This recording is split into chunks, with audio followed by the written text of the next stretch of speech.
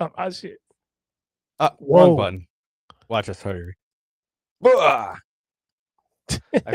flashy thinged everybody like Men in Black. That's funny. Chris is definitely going to go get this flashlight now. I guarantee it. I've seen it. I think I've seen it. Dude, I got it on Amazon for $22. Or yeah, no, like, this is from TikTok Shop for $27. Oh. It's got that UV, like, after, not that I was like, oh, I need a UV light, but after I saw your UV light, I was like, oh, that could be pretty helpful. So there's a UV light built into it. UV lights are awesome, especially for they are. If you want to find like, can you guys hear me now? What? Yeah, we can hear you. Is that better? I think so. Yeah. Sing us something. Sing something. Dig my grave with a silver spade. How about that one? That was good. It stayed in clean. All right, so it seems like you fixed it. Okay. All right, studio shot. There we go. Oh, now I can see all the shots. Okay, I'm good. Well, thank y'all in the comments for letting me know y'all couldn't hear me. I don't know what's going on. I think it's literally the topic, or either it's because us three got together on the same show. The same kind of stuff that happens during investigations, right? Yeah. Now I'm blind. Oh, I flashy thinged you. You don't remember anything. Right. Yeah, none of that happened. You don't even know what happened. It's a figment of your imagination. Yeah. It is a figment of the imagination. See, I'm literally just pulling back into the house and had to get ready to come on here live, right? So the cat didn't see me all day, decides it wants to climb up on my lap in the middle of this. Oh, that's so cute. That is so cute, Chris. Oh my god. He's like my dog. He's literally my dog. God. I don't know what they're doing, folks. We got a lot to talk about tonight. Yeah, we do. I don't even know where to start at this point, to be honest with you. Somewhere over the rainbow. Second star to the right, straight on till morning. Where? The Twilight Zone? Hey, look. I will say the last time I got to hang out with you guys, I seen the weirdest things that I've ever seen. My years of investigating, and I will also say that I was not convinced that there's UFOs or things flying around in the sky. All these claims of stuff like that, I would hear them and I would believe people's beliefs, so to speak. But I'm one of those people, I got to see it myself.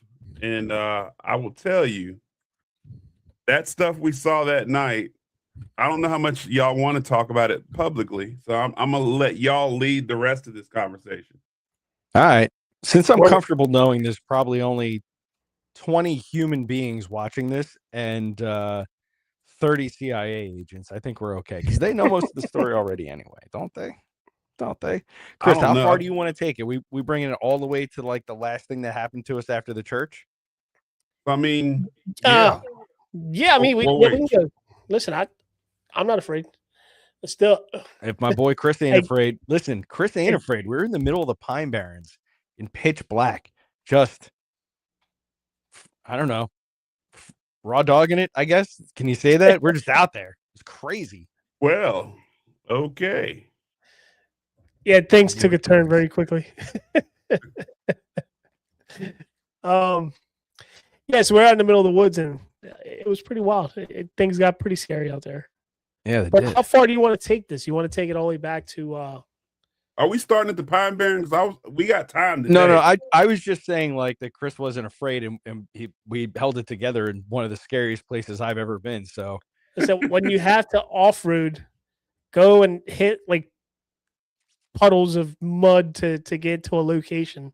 It's pretty remote, pretty out in the middle of nowhere. In a place where lots of people go missing every year. Because it's so easy to get lost. We got lost. You guys should watch the video when that comes out. We were definitely lost for a little bit. Good thing Scott's previous experiences got us out of there. Thanks for letting me know about Dalen. I will reach out to him tomorrow morning. Thanks. I didn't know that. We got Courtney Nicole in the house. The lovely. Oh, get her out of here. You had your chance. You didn't want to be here. You didn't want to put your face on the camera and talk to your buddies. So here we are. She's playing video games. Oh man. Is it Crash Bandicoot? Because that would be cool. He's Red Dead in it, y'all. Red Dead? So yeah, Colors had a question for you guys. Why do ghosts like woods and creepy buildings? If I was a ghost, I'm going to a nicer place. That is a great point of discussion right there. Nah, I could fix this for you real quick. This is easy. I don't know. Why do some dudes love camping? Why do some people love posh hotels? It's the same. They're just human beings. They're just souls that go to the places where they're comfortable. Plus, the people that passed away in places like the woods, maybe that's just where they lived for their time, and they don't know anything else. So that's why they're just us. They're just people. It's the same reason any of us like anything. Just like us. What if the woods isn't creepy to them? The woods is only creepy to us because we don't know what's in it. But yeah, because things could jump out at us. Right. Creepy like Chris places. And Scott. Creepy places, I think it's just adds to the aesthetic. But I've gone into brand new apartments that have had activity that were nice. But the land that was before it had things happen, and that imprint's still there. Yeah, that's crazy. There's been just think even the Stanley Hotel, how beautiful that place is, and it's supposedly one of the most haunted hotels out there. So it's not necessarily like creepy old places. Like you still have things happening all over. So we're talking, and my computer completely spazzed out. It started doing all sorts of crazy stuff, and the voice started coming in through twice. Like, oh, that's weird. I'm playing my microphone because it started doing something weird too. It's got to be so because crazy. us three are together, man. I'm like, why is this doing so many weird things right now? Dude, like our audio was coming through twice, almost as if I was watching our live, but I wasn't watching the live, which is kind of weird. Oh, that's exactly what happens when they tap your phones. Exactly. That's what I was getting to. Y'all know best. Listen, right? For anybody watching this, you just better be ready for the CIA to be watching you too, if they're not already. Listen, we had another encounter with a random person on this trip. Did we or did we not? Yeah, on the one we just took. Yeah. All right, so let's get into it. You want to get into it, guys? Back it up. Back it up. There's something that led to all this. Just like hey, Tina. What's up, Tina? So okay, so what when do we go? June 6th or so was the Creepy Real Festival? Yeah, we got to start with Creep It because all that led into the stuff y'all called me and talked to me about. There's so many things that were caught. I shouldn't even say caught that happened. That is so hard to even go back to try to think of and explain every single one of them. But I guess we'll start it off, Scott, with the GPS. Yeah. So Scott and I had certain set schedules to actually follow for the Creepy Real events. And our first night that we were there, we were investigating the Doll's House. And from the Doll's House, we were going to go ahead and finish investigating the Doll's House and shoot over to the jail. Yep. Evansburg prison. And we decided to take a ride there. And Shauna, who's, I guess, part of the owners at the Doll's House, told us practically, hey, actually, no, we asked her, like, hey, where is there a good place to eat around here? She told us this taco spot down the street. It was like 15 minutes away. And it's on your way. It was on our way to the jail. So we were like, all right, let's go there and let's go eat. So we start driving to this place that's supposedly 15 minutes away from the Doll's House. Well, 45 minutes later, we're still driving there. We started on our way there, like my GPS, my truck completely was sending us down the same loop over and over again, as if that was the route and the direction that you had to take to go to this location. And we were following it for a while there. We were so busy talking and joking. We were actually joking about how that ride reminded us of the show. I don't know if many of you guys have watched it, called From, where like they go around, they drive and they get lost. Que sera, sera. Let's go. So we start joking. We start talking about this, stuff, and come to find out, I'm like, hey, like I think we've driven through here like 3 times already. And all right, so like Chris is like, so I want everybody to be able to picture this. It's important because the timing is important, right? So we get in the truck Chris has got a very new truck. There's no reason for anything to be malfunctioning. We're living in 2026. So he plugs in the restaurant coordinates and we go. And eventually the sun, we realize, should not really be going down, which is, I think, because it's so, like, it just shouldn't. The time was weird. It shouldn't have been going down yet because we had only been driving for a few minutes. But then Chris was like, yo, I think we've been around this before, don't you? And I was like, yeah.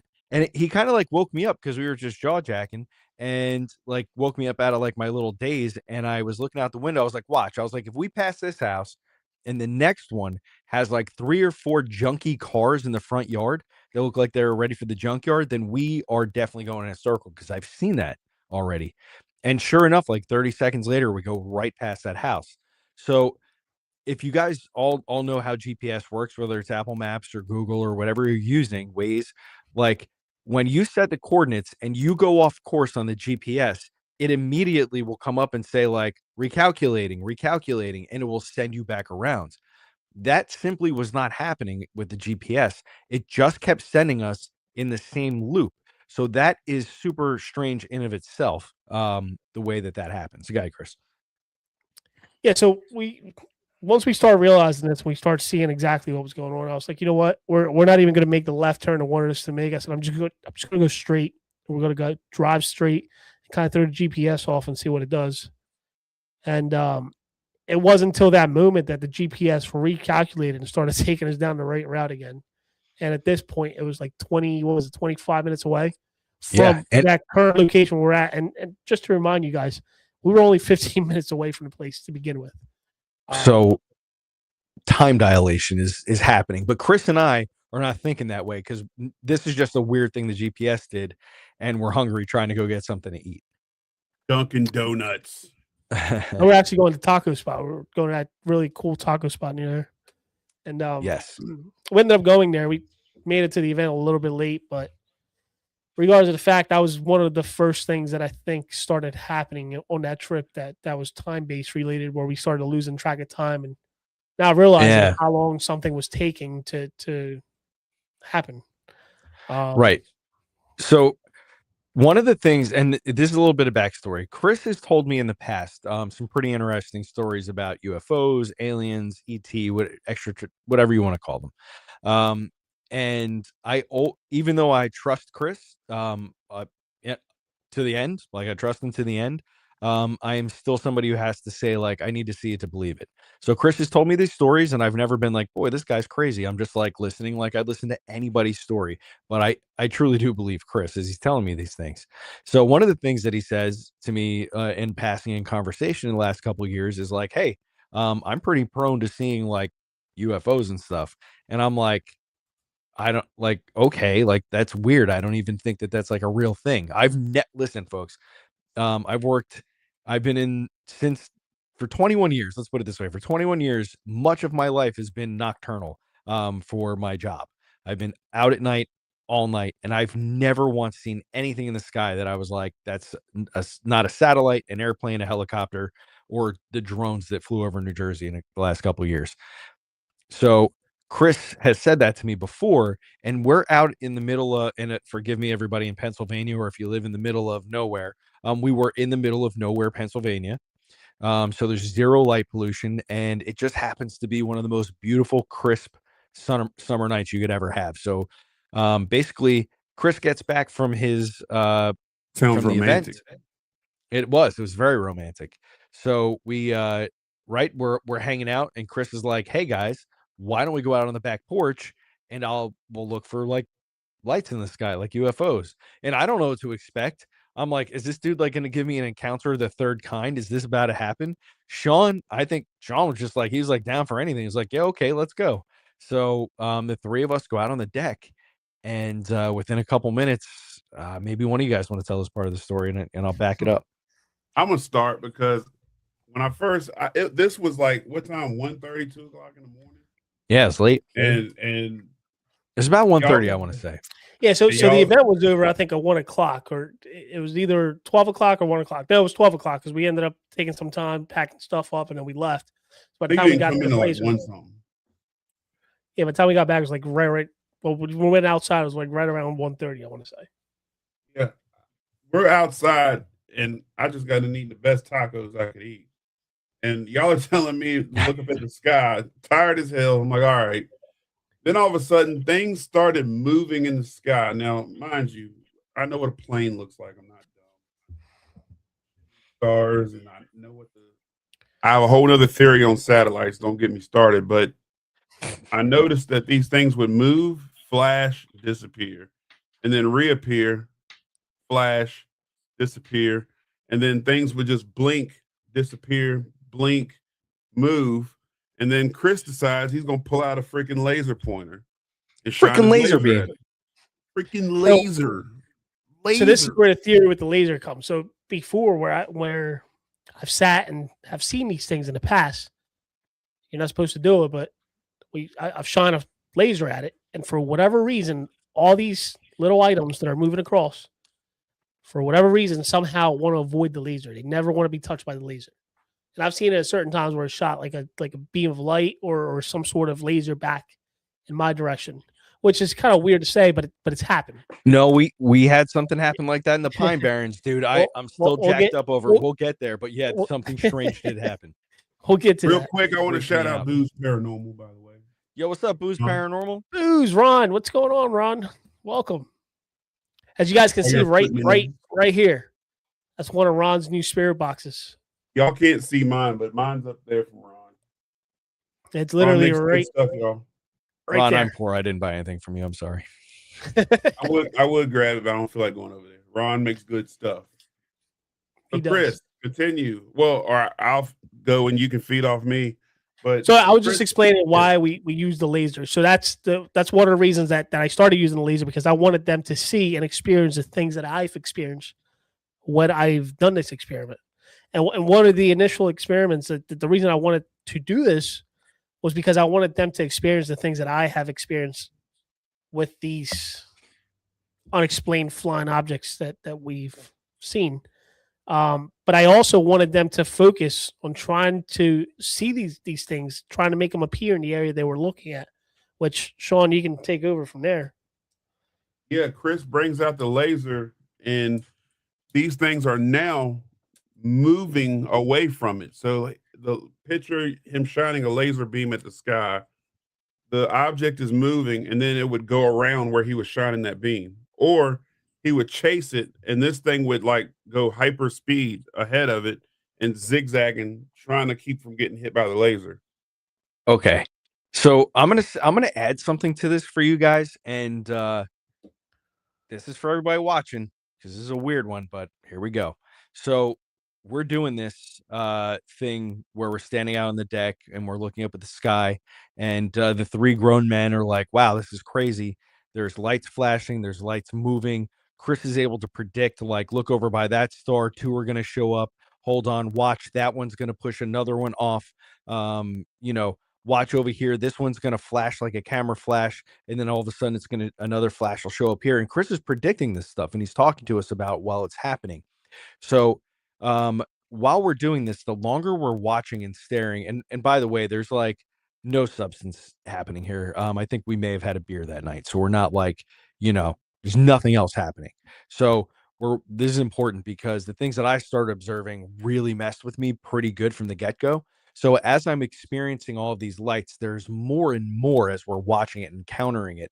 And one of the things that started happening is anytime a light, one of these UFOs or whatever they are, balls of light, would flash from one position in the sky to another, I was starting to observe an energy that was left behind or created because of the way that they were moving. And it was the best way that my primitive brain can think about this is to relay things to you guys in movie ideas and concepts.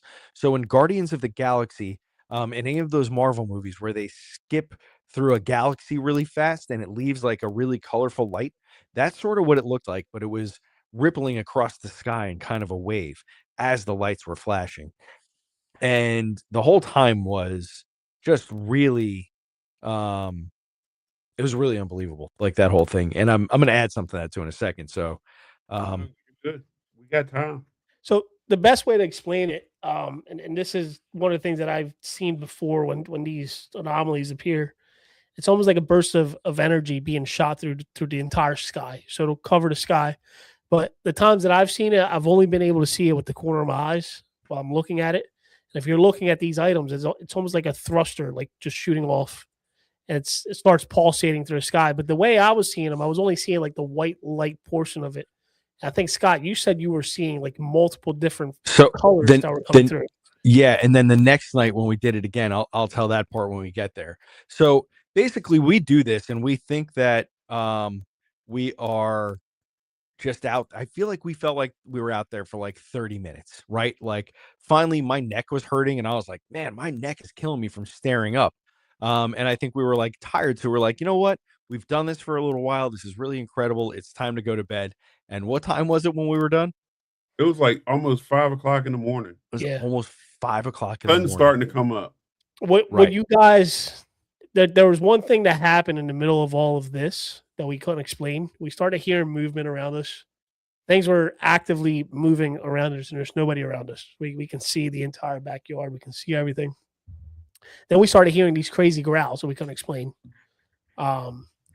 which was interesting, being that we were watching these things, we were interacting with these things with our mind, and to my understanding, that's the best way to explain it. You're interacting with them based on what you're thinking and how you're trying to observe these things.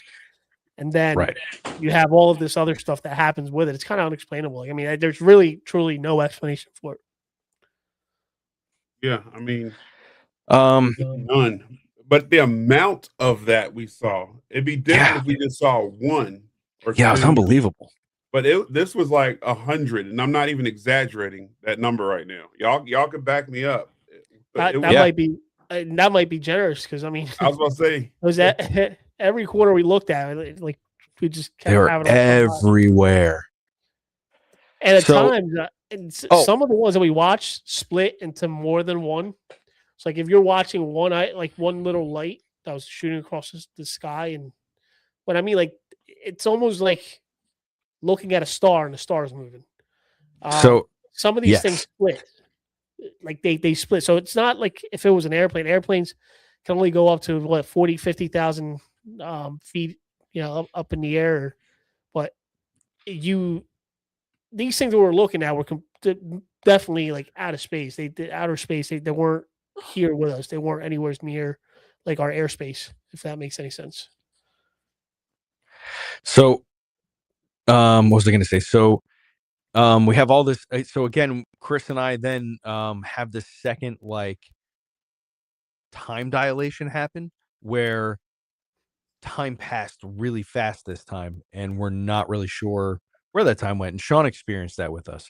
So basically we go to bed. It's like 5 o'clock in the morning, and then we got to get a couple hours in because we have this event to do at the jail during the day. So we hit the rack, get up in the morning. I think we had some breakfast. Then we met Chris and I had some breakfast. Sean and his family were already at the jail by the time Chris and I got there. And I don't know this part of the story, so Sean's going to fill something in for me. So basically Chris and I show up, and we're like ready to go to the jail, and Sean comes out and he meets us out front, and he's like, God, he's so excited. He's like, guys, I got this guy inside here. You got to meet him. And I'm like, what is it? I thought there was going to be like some super celebrity that we were going to geek out. I had no idea. I was like, who could possibly be here that he's so excited? So Sean, why don't you tell us about that part of the story? Because I just don't know it, and the audience should hear it, I suppose. So yeah, I came out to you, and I met a guy who worked for the U.S. Space Force. Okay, how did you guys meet? How did you approach him? Did he approach you? What's up? No, he approached me. He was standing next to James Stokes. Shout out James Stokes, aka Jason Voorhees. And he was standing there, and he just starts talking to me about the stuff that goes on with the Space Force. And I was like, okay, but he wouldn't really drop those dimes I wanted to hear. He would just kind of talk around it. And I was like, well, maybe you can answer about some things that may have happened last night. Right. And he started telling me about certain things that he's seen working with the Space Force. And I was like, well, let me go get Scott. Because Scott, it That was weird to me. The guy from the Space Force happened to be there. Maybe I don't believe in coincidences, so me either. Yeah, but what's the chance of me walking in there and just running right into a guy who works with the Space Force who's experienced the exact same stuff? Right, exactly. So that sends up a red flag. And basically, Chris and I are brought into the jail. And Chris and I are both in law enforcement. And before that, I was in the Marine Corps, and I had some pretty good like counterintelligence, counterterrorism training. So a lot of red flags are popping up when this kid is talking to us. So one of the things that really kind of bothered me, and maybe he'll see this, I don't know. But one of the things that kind of bothered me was he was talking about things very freely. And I said to him, when I was in the Marine Corps, I had a top secret clearance. And to this day, I wouldn't talk about the things that I was privileged to, even though I know they don't matter. I still wouldn't talk about it because that's the trust. And he just shrugged it off like it was no big deal. And that really didn't sit right with me. And that's really when I was like, what is happening here? Who are we talking to at the moment? Yeah. And he How'd you feel about even that? investigating that night. So I honestly, Scott, and I'll say this just because of my observation that I made. But when Sean came around, he, for whatever reason, kind of like shut down a little bit. He would not talk. He would not say the things he was saying when you and I were there by ourselves. Oh, as that's far weird. as far as like observing these I don't even know if we should say like what he told us, but like part of it was that they are fully aware of these objects, that they are currently tracking these objects, and that they have some sort of machine that is able to tag each individual item, and then when they reappear, they track them and Yeah. they How we locate. mentioned that. Yeah, so they start. It was interesting just having that conversation, and he seemed like once we started telling him what we experienced, he seemed to open up a lot more than what he was originally opening up. But anytime somebody else came around, especially for whatever reason, when Sean came around a couple times, he just like shut down and wouldn't say much. Why do you think that is? What's that? Why do you think that is? I don't know. You tell me. I don't know. I got to tell you, it probably had more to do with Chris than anything else, because Chris is the target right now. I'm just going to put that out there. I agree. I think that Chris is well, we'll talk about it. We're going to move forward. I want to speculate too much until we get to the end of this.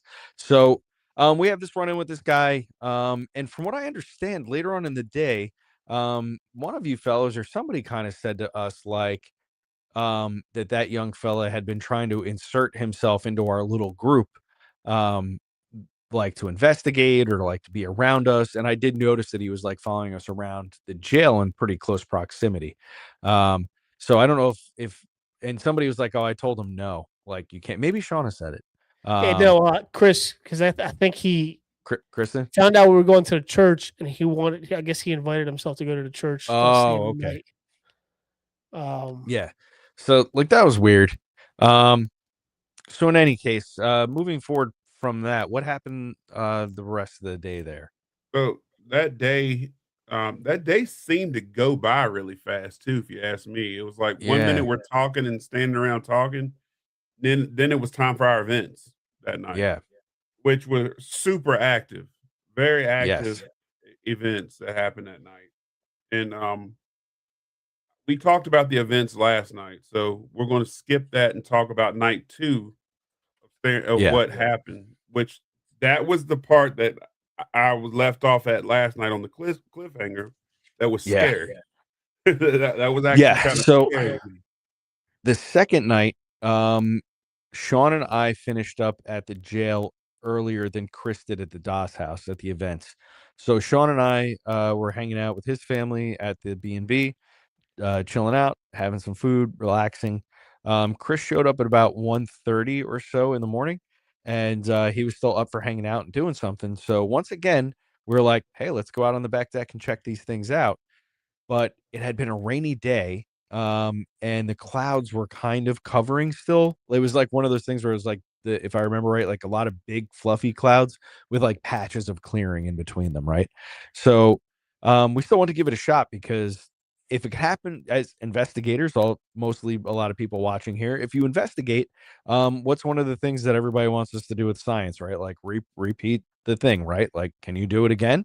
So Chris was like, yo, let's do it. So we go out onto the back porch, and immediately through the patchy clouds, Chris is like, watch. He's like, you guys see that one, right? That big star right there. And then one would show up. It just started happening. And that was the night that I witnessed something that really made me question what in the ever living hell I was experiencing. It's really the first moment in a very, very, very long time where I was like, I don't understand. I wasn't afraid, but I didn't understand. So looking out into the sky, closer to the horizon of the sky than above us, there was a really bright orb, and it was like a bright yellow white, like it was glimmering, and I was focused on it, and what I could see is it pushed. So from the center, it pushed all of these little tiny satellite lights out of it, and they were all red, and they were just circling the larger object, and it was just doing it. It was just like putting on a light show, as if like this is normal stuff that should happen. Um, and that was really, for me, the beginning of the night where things really started to get super strange. And this is while we were out in the middle of nowhere, right? No, this is when we were at the B&B. Yeah, we were getting activity before we left. Yeah, yeah, that's right. Basically what happened was the clouds were kind of thickening up around us on night 2. So we only did the thing on the deck that night for maybe like a half hour. But then Chris, Mr. Adventure Man, was like, yo, the radar showing that there's not rain like 20 minutes south from here. Let's go there where there's no clouds and we'll go do this. So me and Sean are like, I guess so. All right. So like we kind of just like, okay. So we get in the truck. And here's what's weird. I don't really remember driving there, but I remember being there. So I remember getting there, and let me set the scene for everybody. Okay. It's rural Pennsylvania. I feel like this is very important. The scene is definitely very important. It's crazy. So it's rural Pennsylvania. It's dark.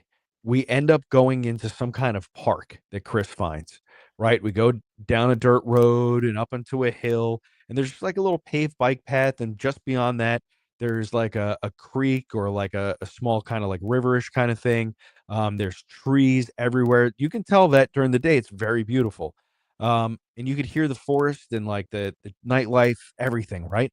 And so we're sitting there and we're taking it all in, and Chris opens up the moonroof, and we put the windows down, and we're not ready to get out of the car, right? So we're like gonna give it a minute because we're in the middle of nowhere. Let's just take it slow, right? So we put the moonroof up. These guys start spotting this stuff like immediately. But what happens is we're like, yo, there's a lot of light from the headlights in the truck and from the interior. Let's just turn the truck off so we can see. So Chris was like, okay. So he clicks the ignition and turns the car off, right? Remember, guys, this is like a 2025 Ram truck. Okay. This is important. So as the lights go out and we're like paying attention to the lights in the sky and tracking these weird like orbs or whatever, something else is very apparent. The forest has gotten very quiet, and there is like no sound. You couldn't even hear a cricket fart. It was so quiet. And then another strange thing starts happening. Through the quiet come these sounds that sound like steps, and we can hear them coming from different directions around the vehicle.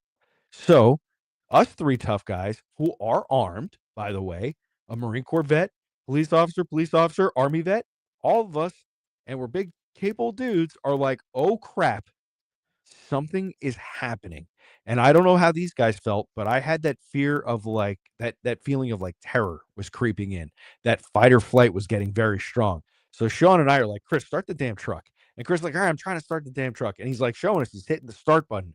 And it's like a classic horror movie. The truck isn't starting. And I'm like, at first I'm watching him because I think he's playing. I'm like, he's not hitting that button. He's just jerking around because he wants to scare us. But I'm watching him and he's hitting the start button and it just will not go. I think it probably hit it about 5 or 6 times before finally the dashboard flashed back to life and the car starts. As the car starts and comes to life, the headlights automatically come on. And right at like headlight level, this fog had Creepy creeped fog. in Yeah. around us, right? And it just like was all around us, and it wasn't there when we pulled in. So the three of us were just like, you know what? That's enough. This tonight, that's enough. It was like sensory overload, too much of this, time to go. And we bounced up out of there. And again, So right- I don't remember getting home. So right before that, I don't know if you guys remember, there was a triangular shape. It looked like three different individual lights were I don't remember that. right above the truck.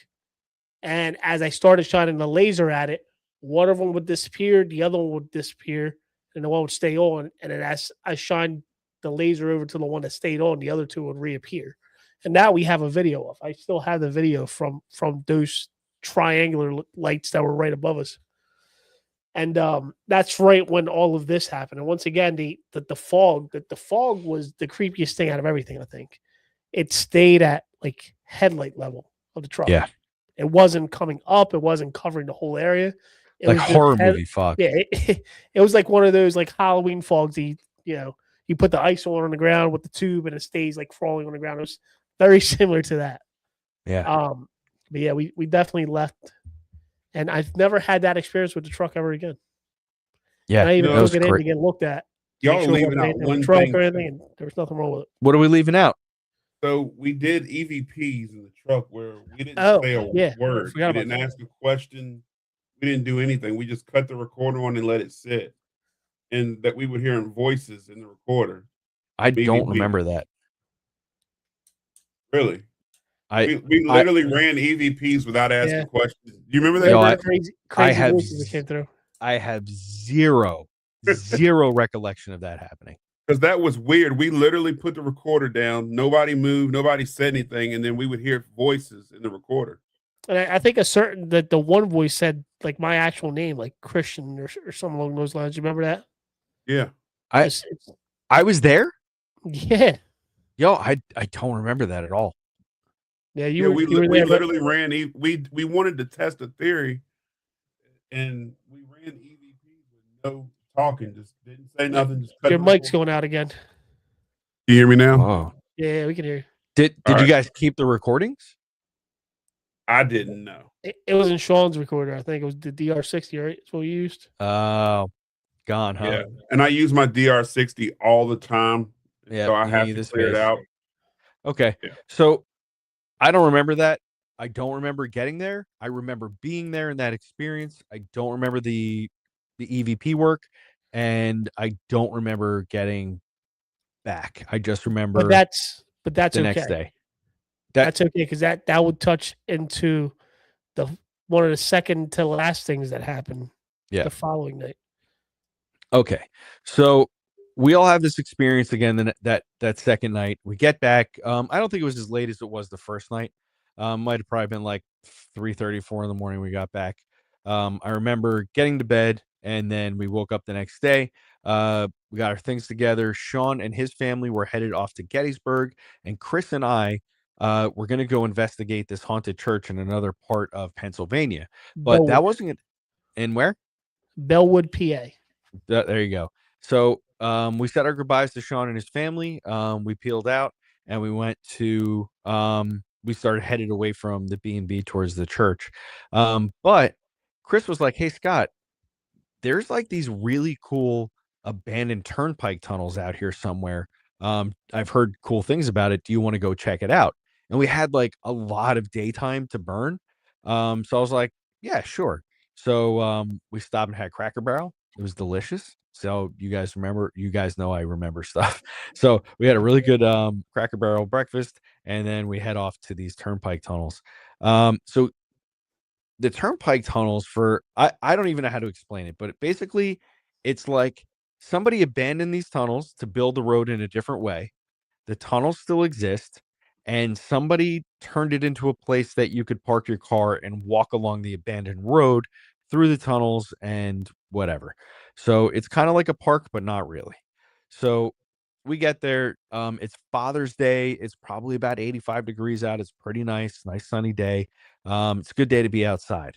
We get there, there's 2 parking lots, and there's a low parking lot, and then you drive up a hill, and there's a second parking lot, and that's right near the entrance to the park to go down the road to the tunnels. So when we get there, Chris, what would you say? There's probably like, I don't know, 10 to 15 cars there, Yeah. right? At least like 10 to 15 carloads of people, at least, that we could see. Chris is getting all of his gear out, getting ready to go. And we park next to this other pickup truck, and there's a young man and a young woman in the truck. And guys, this is where I think I try to be careful because of conspiracy theory, and having a conspiracy theory brain is very dangerous. But being paranoid doesn't mean that they're the old cliche of like, they're not, just because you're paranoid doesn't mean they're not after you. Okay. So again, a lot of weird things that happened already in the weekend. So Chris and I get there, we park next to this young couple that are in a truck, and for some reason they kind of, the guy driving the truck sitting there parked with this young woman. The guy is like talking to Chris about his truck. He's like, "Oh man, I love your truck. I was, thinking about doing some big," right? He was like talking about the tint or something, like some like nonsense to just talk. Like, he was talking about the tinted windows, right? So just some nonsense to just like make small talk, right? Like, I've never in my life been like, "Hey, who's tinted your windows?" Because let's face it, if you bring it to a professional, it just looks good, right? Like, if I do it, it's going to look like a 3-year-old did it, and that's terrible. You bring it to a professional, no, it's the same. So anyways, this kid's chatting with us, and he has this young woman next to him, and the young woman is like, "Oh, what are you guys doing?" And we're like, "We heard about these tunnels. Da, da, da, da. We're going to go see, if there's any ghosts or haunted stuff." And she's like, "Oh yeah, I'm a witch." Okay, interesting. All sure. She has a couple like tattoos and like She's got other a things. Like she's pentagram like an alt, necklace on. yeah, and she's like an alt rock kind of chick or whatever, right? Um, I'm not gonna blow up that whole story that was there, but basically, she gives us some information, and she's like, "Oh, there's like sigils down there that you're gonna see," and she talks to us about like paranormal stuff, sigil stuff, right? And I'm like, okay.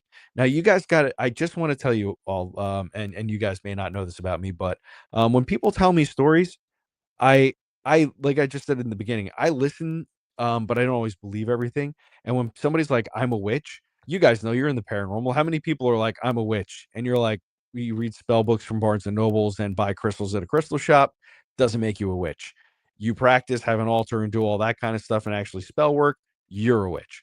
So when people tell me they're a witch, there's like varying degrees of how I take that, right? So this is just important for me for this story, because she's like, there's sigils, da, da, da, da, da, whatever. So me and Chris are like, "All right, cool, peace, nice to see you." They leave. He and I start our journey down the path, and walking down the path. What is it, Chris? About a mile or so to the tunnel entrance. I'd say a little more than that. I think it felt like 2 miles, but yeah, it could have been a mile. Okay. Well, I mean, I'm just in better shape than you, I guess. I don't know. I'm just playing. I was Chris sweating. will Felt like run I me was under the dying. table. So basically, we end up going, walking down there, and there's lots of people that we see. We pass a couple people, some people walking dogs and things like that. And as we get to the tunnel, one of the things that's very apparent and different about this place is there's tons of graffiti. And if anybody wants to watch the video, it's a Chris. I'm not sure if he put his together yet, Nah, but not if you yet. want to watch a version of the video, you can go on my YouTube channel, Scotty the Medium, and you'll figure out real quick which one it is, and you can see what it looks like there. So basically, we get there, and there's still some like people hanging out and doing different things and enjoying their day. And Chris and I, we don't have any ghost hunting gear out at this point. We just have our cameras out because we're just like taking some cool photos of each other and the graffiti, and like getting some B-roll footage for the videos. And Chris, what happens next, buddy? So we're doing all these like B rolls and everything. And there was this one guy that kept asking Scott questions, and Scott didn't hear him, so he got a little annoyed by it. And then he starts talking to me for a bit. And as I'm talking to this guy, this random guy shows up. And for the life of me, I don't know why I can't remember his name. Clark. We've said it so many times and I still can't remember it. Yep. Anyway, so we end up meeting this guy, Clark, who starts telling us the story about how he used to work for this tunnel and how he used to do this, all sorts of different things with this tunnels. He was bringing his daughter there. He's bringing his daughter to State College area. So to State College, right? Yeah, Yep. so he was bringing her up to State College. He wasn't planning on going there today, but he was in full hiking gear. So a lot of the stories that he's telling us aren't really like matching up in a way. You know what I mean? It's almost like, okay. So I'll help Chris because this was a long time and I've processed this about 50 times. So yeah. So Clark basically takes a swing like this. He's like, "Oh, what are you guys doing?" And we're like, "Oh, we're just checking this place out." And he looks, and it's on my video. I caught it on camera. He's like, "Oh, you guys ghost hunters?" And we're like, "Yeah." Like he knew, like I don't know. How do you just know that? We didn't have K2 meters out yet. I don't think we weren't doing anything to make him think that. So one of the things that happens is he's like, so Clark is like, "Okay, fellas, nice meeting you," after he talks to us for a minute. And he's like, "I'm going to go walk down the tunnels." Now, in the short time that Clark and Chris had talked, Clark told Chris, and I think I had overheard him say this, that he helped build the turnpike tunnels. That was his first story, and that's important. So he tells us that among the first meeting, and then he walks away. He goes down into the tunnel. We lose sight of him. We're still finishing up doing our thing with the camera and stuff. And finally, Chris and I are ready to get going. And out of nowhere, this guy Clark comes back. And he's like, "I don't know, fellas. I don't really want to walk in there. It's kind of scary." Am I kidding, Chris? Or is that like pretty much exactly what he said? No, it was definitely 100%. It's like 1:30 in the afternoon. It's a beautiful sunny day, and you could see light on the other side of the tunnel. Plus, there's people there. It's not scary. I would let my kids run through that tunnel all day that day. There's nothing scary happening at that moment. So he's like, Scott, real quick. So, yeah, dog. Real quick, Hill City Ghost said, he said Clark was a younger guy. The tunnel's closed in 1968. So how did he help build them? That picture. Yeah, we're gonna get there. Okay. Good. All right, good. I'm sorry. No, that's good. I thought about it. I was like, wait a minute. That picture y'all showed me, there's no way. Yep. Wait, I'll tell you because it gets weird. So it gets weird quick. Not slowly. It gets weird quick. So it's a literal hike into the center of this tunnel where we want to go, right? So Clark is like hanging out with us again as we're getting ready to make our way in. And, basically like he just feels like he's like hanging out looking for a friend. And I didn't want to be rude. So I was like, "Chris, is it okay if I just invite this dude with us to go down there? It seems like he might be kind of interested in it." And Chris was like, "Yeah, I guess so." So I may have made the mistake of inviting this guy, but whatever. I'm gonna pause you right there. Yeah. And the reason we came to this conclusion that it was okay was because Clark was the nicest person that you'll ever meet. Like he kept talking all about the his right church. things. Yes. All the right things to say just to get buttered us information from you. Butter. So we're both used to the whole questioning thing and understanding when somebody's trying to like interview you, but we talked about this later, and we were definitely interviewed without knowing we were interviewed. And I hate myself for it because I know better. We fell for it. 100% fell for it. Kills me because I know better. But when you're not looking, that's what happens. So basically, like we invite Clark and we start walking down the tunnel system, and I'm jaw jacking a lot of the time. We're filming, like getting cool shots of the graffiti and all this kind of stuff. And basically, right before you get there, I'm going to pause you again real quick. Keep that thought. Got it. So prior to this, while we were having a conversation with Clark, somehow he knew that I had 2 kids. I think he knew that you had some kids also, didn't he? I don't know. I know he talked about your kids. Yeah, he asked about your kids also. He said, "How old are your kids?" Like just randomly. Yeah. And we both fell for it. Yeah. So like for whatever reason, somehow he knew what our family style was. Right. But all right, go ahead, and then we'll get on to the other things he knew we didn't know. So Clark is like doing a little data collection, right? We're not really aware that that's what's happening. So we're walking down the road, and what happens next? So I don't know what I probably just tuned out because I was so excited about the tunnel. But Chris was keeping a good conversation with Clark, and Clark somewhere sneaks into Chris that he does LiDAR for a living or something like that. Like, so his story now had changed from building the tunnels to doing something with LiDAR, which is weird and ties into something that we were talking about yesterday. So we'll get back to that. So we have Clark telling us these stories, and he seems like a super nice guy. We get down there. And here's where it gets like real strange. So remember, I made a big point to say that there were a lot of people at this tunnel when we got there. There were a lot. There were people riding bikes. There were people walking dogs. There was families, kids. It was like a little zoo. It was great. There's lots of people there. And to top it off, not to cut you off again, and I'm sorry. Yeah, it's okay. But there was a kid named Christian. My first name. It's not really Chris. It's Christian. And it was made very clear that this lady was yelling at this kid named Christian the entire time. The kid was missing. What was she saying the whole time? Christian, let's go. Let's go. Christian, let's go. Yep. And she had a small kid with her. Christian, he was hiding up on the hill. He was hiding on the hill, and then Clark started joking about that, and I started joking about that. So we were joking about a kid named Christian, and then out of nowhere, after they left, every single person in that tunnel disappeared. No exaggeration. And can I tell you guys what you need to ghost hunt in a tunnel? Absolute perfect quiet. Otherwise, you're not doing any EVP work or any voice work. And what was it, Chris? It was dead silent in there. Dead silent. To the point where we can hear drops from the water falling from the ceiling. Okay. So now it's like we are insanely isolated and we're hanging out with this guy that we don't know. Now, clearly nothing happened to us because we're here. But we go and we do some ghost hunting, and this guy's just hanging out with us and enjoying the ride, seemingly. So as far as the time goes, just for timekeeping and time purpose of it, because we're touching into this. Yep. We got there at 1:00. Okay. So we're doing the ghost hunting. We record. I would say I recorded like 90% of it. And it's all fine. One of the and this is important for later on in the story for everybody's listening. One of the experiments that we did, and I try often with ghost hunting, is I'll do something simple. I probably learned it from one of you cool people who do it, where we just sing a simple song that most children would know, so an adult would probably know it as well. So I wanted to sing the ABCs and see if I could get spirit to sing them back to me. This is important.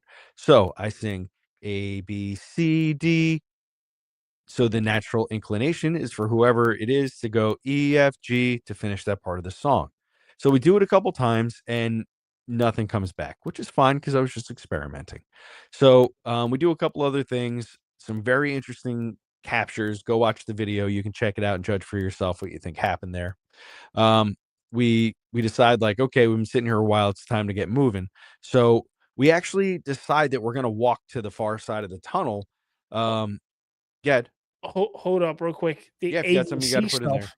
The ABC stuff, we did get something through there. It started at E, F, G, H, I, J, K, L, and then it stopped. Because remember, what you're about to get to right now, where we started walking to, there was a specific portion of that in one color, and the other portion, the other portion was a different color.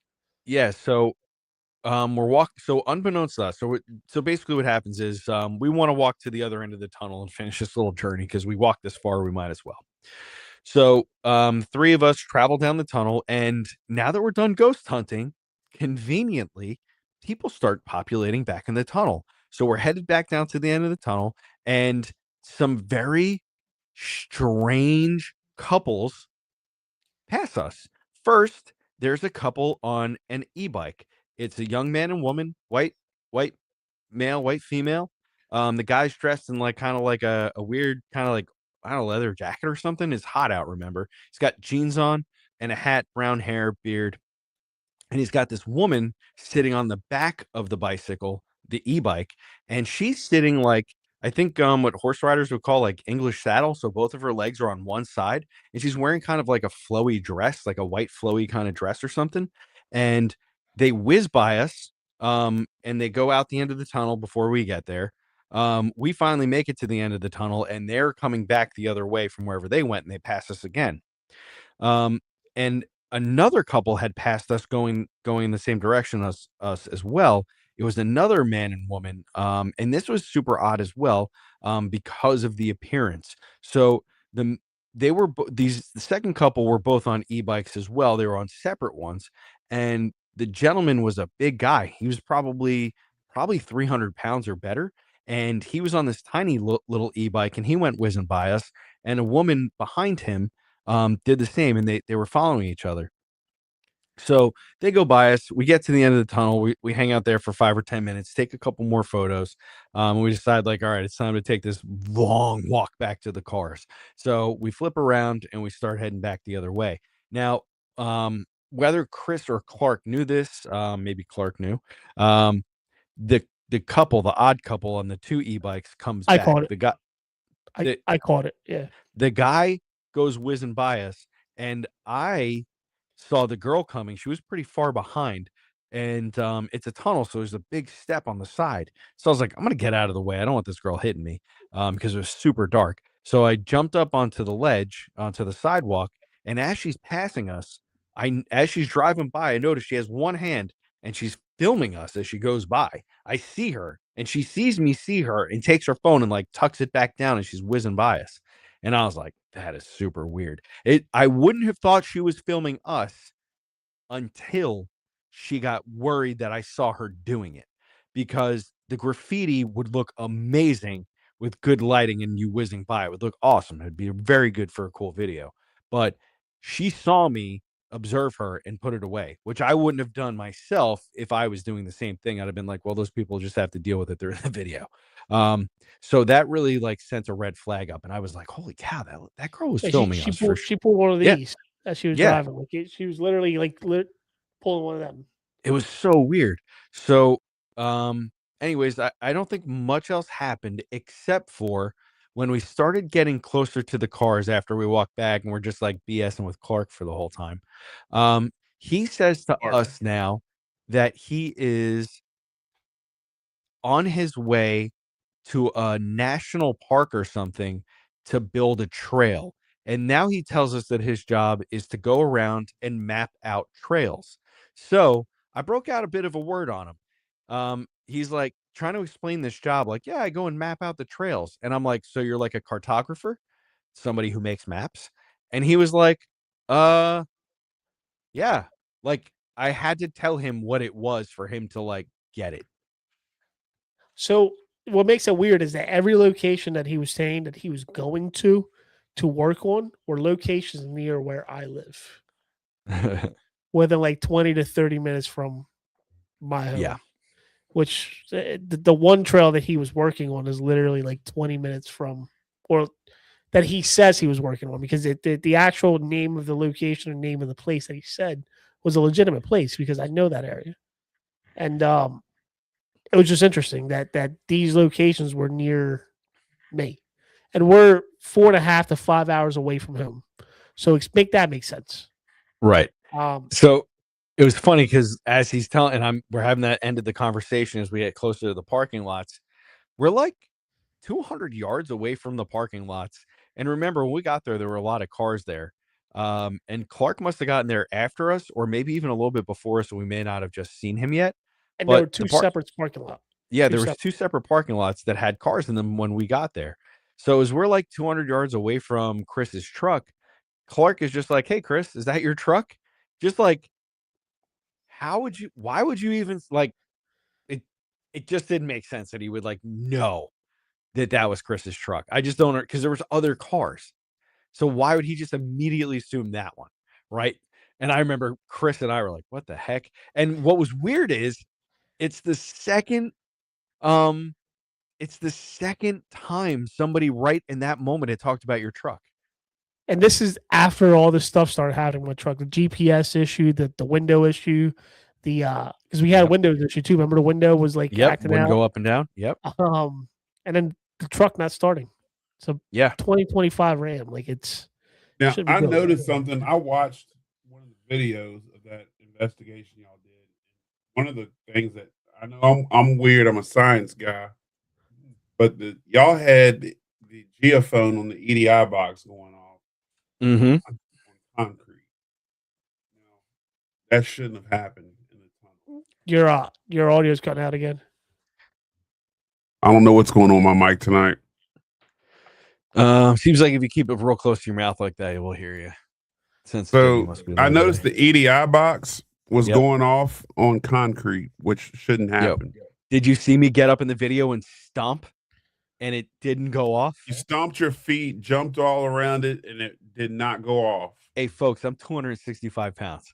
I'm a big boy. I was jumping and stomping. And an EDI box, if you don't know what it is, it does a couple different things. But one thing that it does is it has a geophone on it, which measures vibration. And it shows you the vibration by lighting up some orange lights at the bottom of it. And I was jumping up and down, and it wasn't going off. But when we were sitting away from it, something was activating the geophone and making the vibration meter go off. So can't explain it. I thought that was very weird. Very, very weird. All right. The EDI box is hands down the best piece of equipment you can have. Yeah, I love it. Yeah. So while we were walking through like the actual tunnel itself, I turned a black light on. And as we're looking at all of these different graffitis that were somehow activated, the paint was activated by the black light. It goes back to the ABC that Scott was talking about. He did that whole experiment with the ABCD, and then through the thing that we were using, it went through EFG, HI. I think it stopped at LK. I think right, and then I don't remember. While we were walking through there, the most random thing happened. Like I looked at the wall, probably what do you say, like maybe 700-800 feet away from where we were at. Yep. And the actual words A, B, C, D, E, F, G, H, I, J, K, L, I think, were on the wall, but the A, B, C, D portion of it was in red. Everything else was in white. Yep. Which was interesting. And then we ended up getting a name that came through saying F-U something. Larry. F-U Larry. And while we were walking into the tunnel, there was a name that was written with spray paint on the ground walking in, and it had Larry and something else along the way. Yep. But it was interesting because this was something that was very clear through the spirit box that we were using, and it's something that Clark pointed out as we're walking out. So what are I don't know what the coincidence was there, but there was. So just the coincidence is that Larry. It's more important for later on that day what happens. So again, just to tie it together real quick so everybody can put it together. During the investigation, I sang A, B, C, D, and I stopped and I wanted the ghost to say E, F, G, H, I, J, K, whatever. So spray painted on the wall about 800 feet away from us in the complete darkness that we couldn't have seen because we didn't walk down there yet. That's what was spray painted on the wall. And the exact pattern that I gave the ghost to answer, A, B, C, D, was in like red, and then the rest of the alphabet was in a different color. So it was the exact same spot that I stopped is exactly how this spray painted A, B, C, D, E, F thing was on the wall, which is so strange and more than a coincidence. I mean, if you have a can of spray paint, you spray paint the whole thing one color. Why would you switch at D unless you ran out? And what are the chances that's the same spot that I was going to stop and sing the ABCs in the tunnel? So maybe I was picking up something in the tunnel that was telling me to do that. Maybe somebody was giving me that information to make this line up. I don't know. But it's more important for later because you guys all just heard the story. So we say adios, amigo, to our buddy Clark, and Chris and I pop in the truck. And we're off. We're off to the races. We got to get over to the church. Now, Chris, what happened with the time? So once again, like I said right from the beginning, we got there at 1:00. We're supposed to be at the church by 6 p.m. We're an hour and about 10 minutes away from our hotel, which is another 30 minutes away from church. Well, by the time all of this was done, it was like 5:30 in the afternoon. Now we're trying to rush to make it an hour and like 10 minutes back to the hotel to get changed, get showered because we were sweaty from just walking, and then go over to the church. But once again, we didn't notice that the time. It was almost like we were there. We were only there for like an hour, and that hour turned out to be what, 5 hours later? 5 hours later. Yeah, Like, and it was like no time passed at all. but nobody came through within those like 4.5, 5 hours, whatever we were there. Yeah, Nobody came through. Nobody walked through up until we were done our investigation, and we were starting to walk out. In seems the what it opposite happened. direction, back to the car. Yeah, that seems like what happened, Ronnie. Ronnie? Or Todd. I mean, So this plays into what happens next, though. So we get to the hotel. Go ahead. Yep. Okay. Yeah, so I mean, but yeah, the hotel. I mean, we get there. The only thing what was notable about the hotel room, Chris? This is a strange thing too, for no reason. For no reason. Have you guys ever seen a hotel room with like a 14-foot ceiling On the first floor? on the first floor? I just stayed in one in Savannah. First floor? Was it like a hotel Holiday Inn, or was it like a fancy kind of hotel? It was a fancy hotel. Because Chris and I were at like, what was it, the Holiday Inn or whatever? Yeah, it was actually let me pull up. I'll tell you the Marriott? exact name of it. I think it was Marriott, yeah. Yeah, time flies when you're having fun. You ain't kidding, Todd. How you guys doing? I hope you're doing well out there. And I just want to say thank you for everybody who tuned in tonight. What's up, Patty?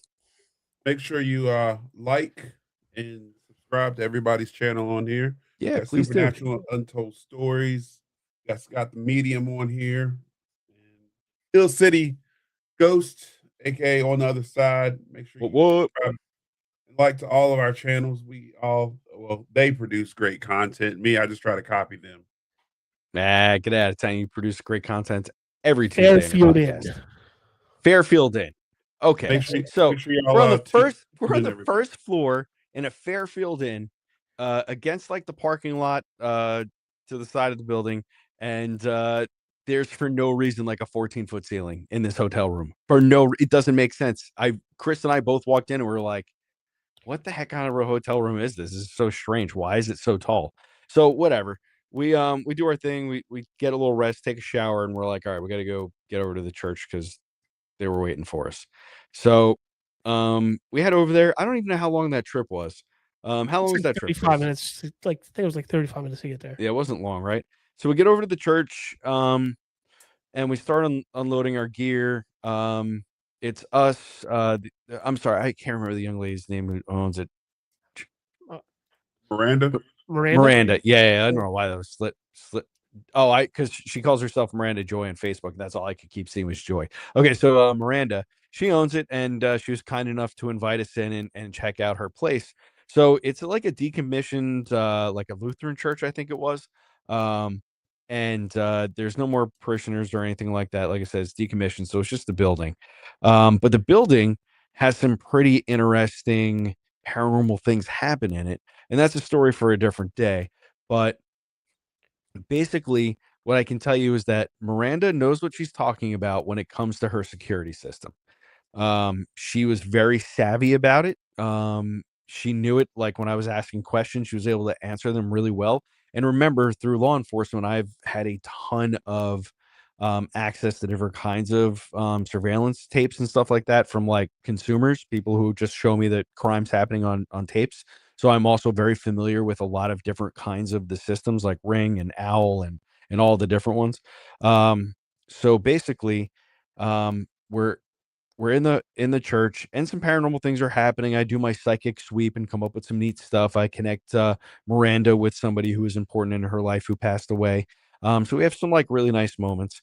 But later on in the night, we decide that we're going to use the PA system that Miranda has in the church, and we're going to amplify the spirit box through these speakers that are in the church. So, all that church music that comes through organs and stuff or piano and all that, we're hooking up a ghost box to this thing in the middle of a church that's known for paranormal activity. So, like I said, it's me, Chris, Miranda, and I think maybe like 3 young ladies that are her friends that are there. So myself and the young lady sit down at a table that's set up in the main area of the church where like the congregation would sit in the pews. The pews are removed. We're sitting right in front of where the altar would be. And there is just a chair and we're all hanging out there and chatting.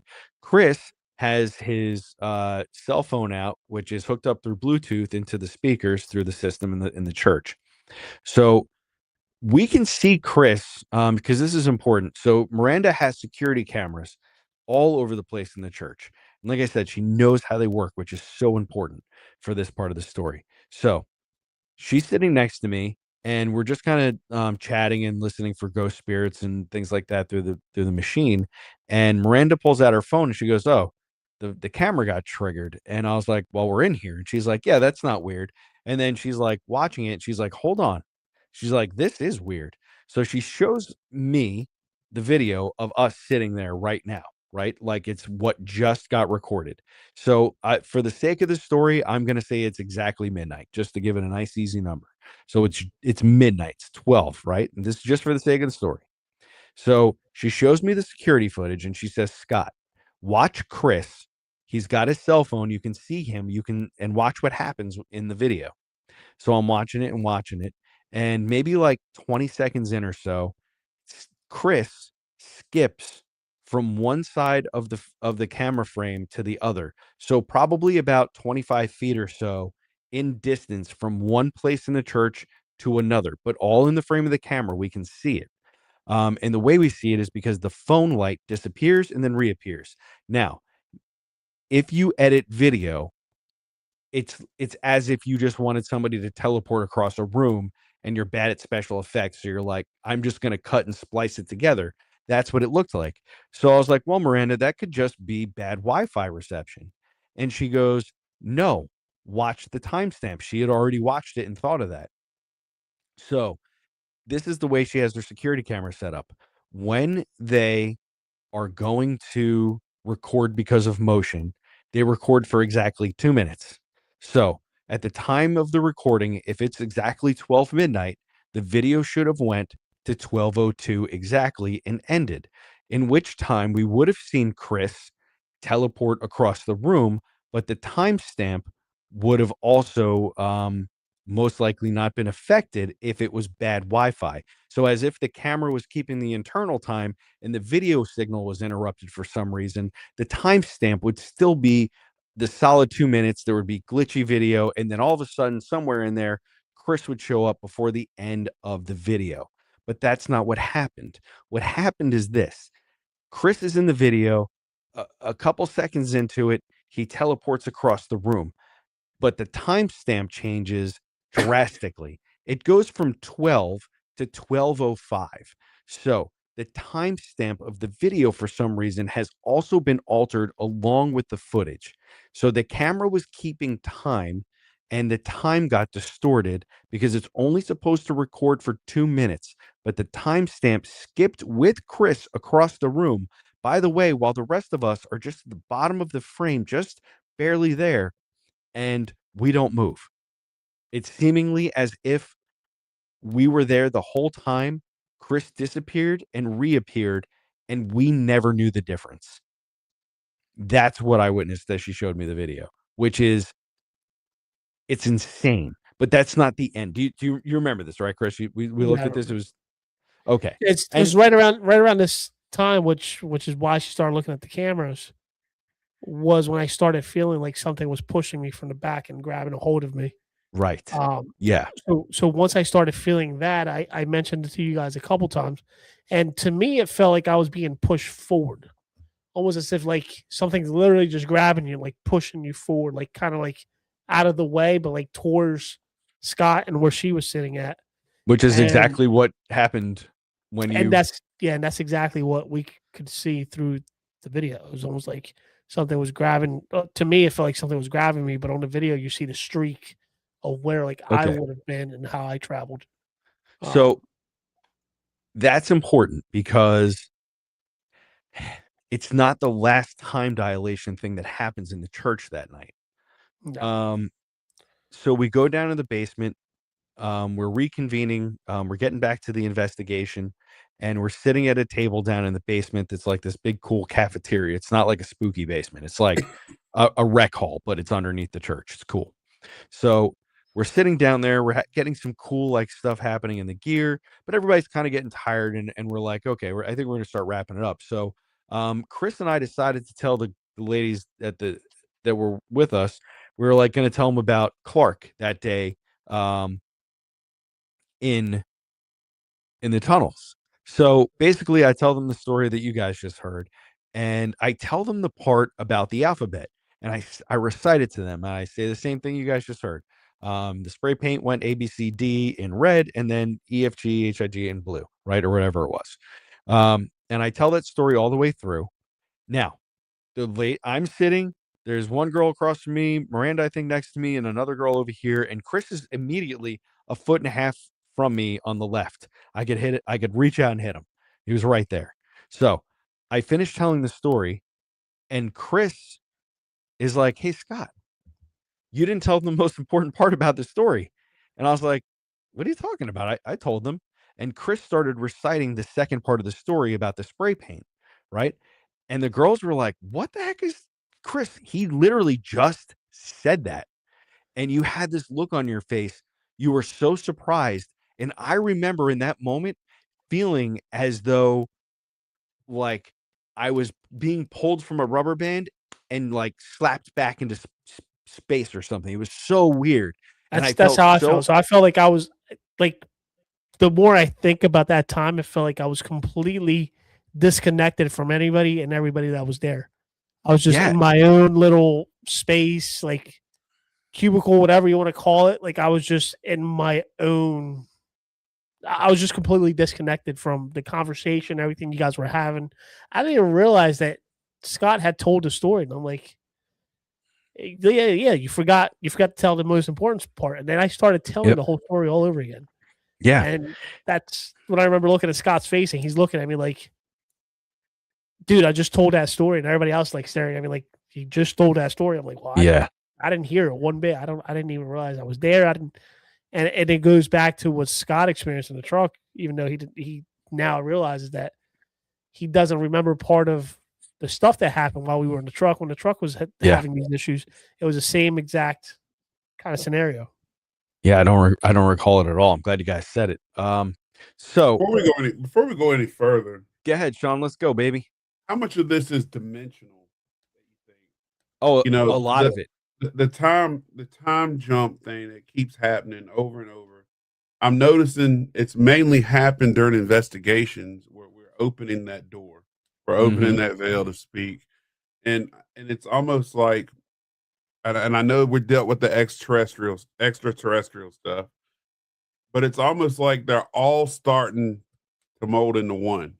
Yeah, all of it's starting to work together, and a lot of theories have come up that it's all related. Right. How do you feel about that? This is where it kind of gets weird, especially with what you're saying. Now it's going to get weird, yeah. If it hasn't been yet. So while we're doing this investigation, right, and we're going to touch on that question that you just asked, Sean. While we're doing this investigation, right, we keep getting through the spirit box. Chris crash, Scott crash, and it kept coming through.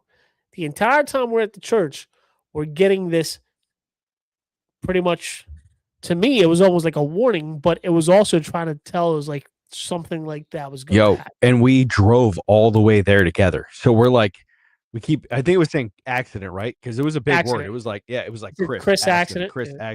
And then it said mine. And I'm like getting freaked out because I'm like, and what made it freakier is it wasn't just coming through one device. We had multiple devices running and it was coming through all of them.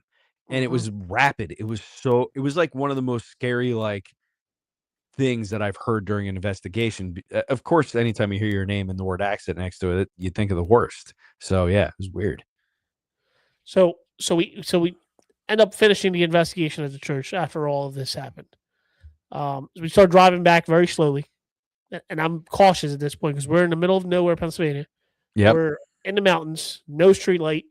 It is pitch black. My windows are tinted. I can't see nothing pretty much out the windows as we're driving, to the point where I have to start putting my windows down in certain areas where we're making a turn to be able to see the turn.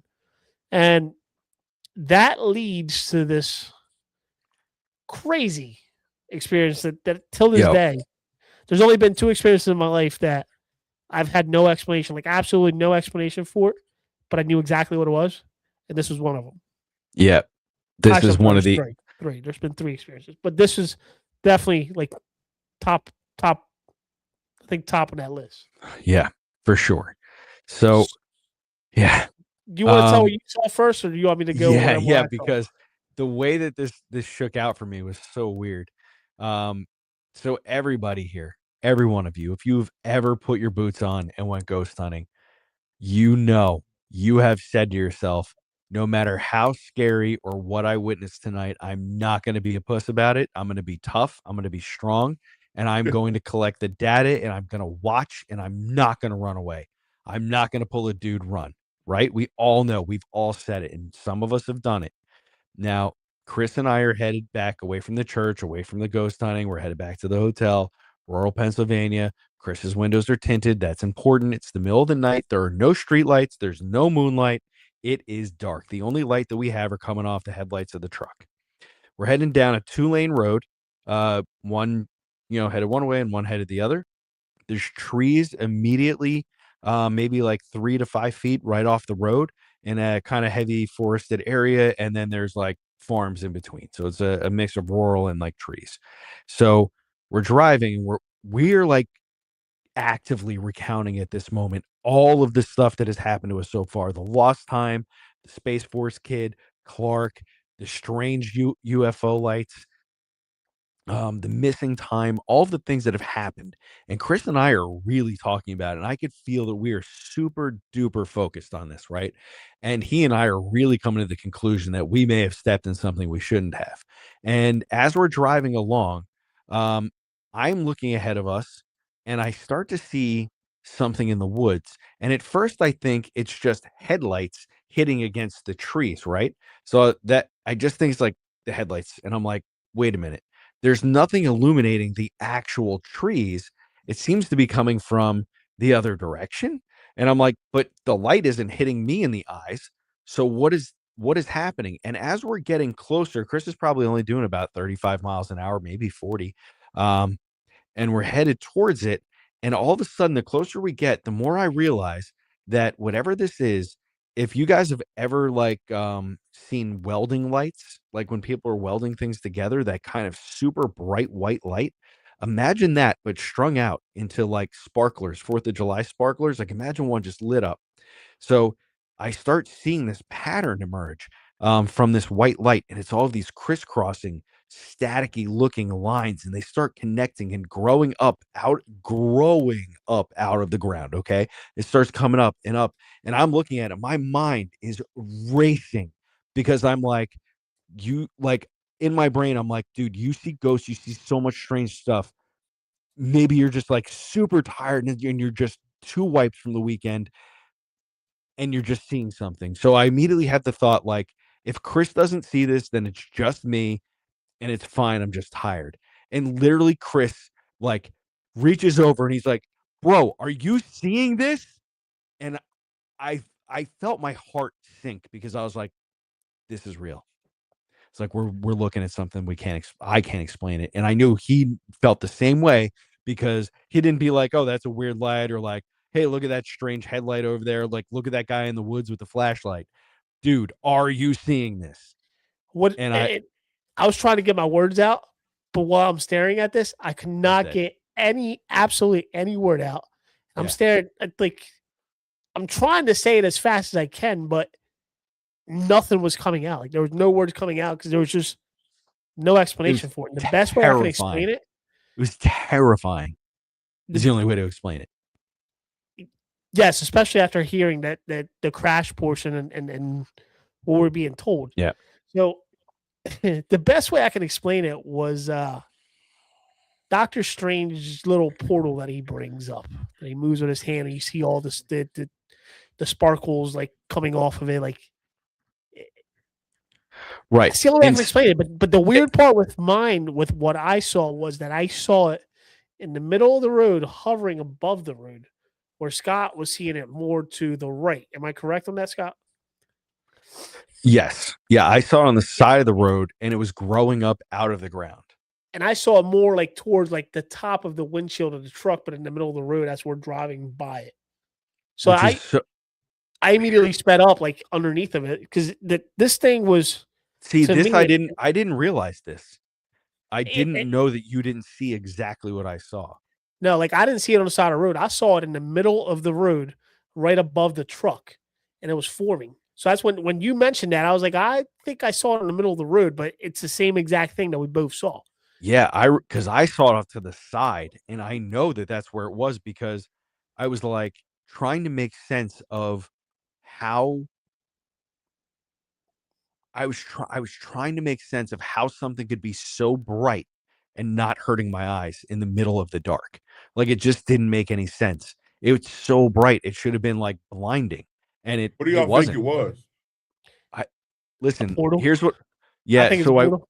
I It went reminded me of like what you would see in Sonic, like the little things that you throw and it opens up like a portal. So I'm sorry, Scott. Like there was after looking at some of the videos that people have been posting about the Miami thing, where like whether that's real or fake, I don't know. But some people have posted videos of these portals forming in some sort of garage, like parking garage area. That one video that's out there was the same, in my opinion, was the same exact thing that we saw forming. It's the best description of it out there. I don't know. Go ahead, Scott. Sorry. okay. I had to So answer that. It was just like it no, was it's okay. Yeah, I want you to so tell your fresh stuff. in my head. I don't mean to hijack it. I want you to tell your stuff.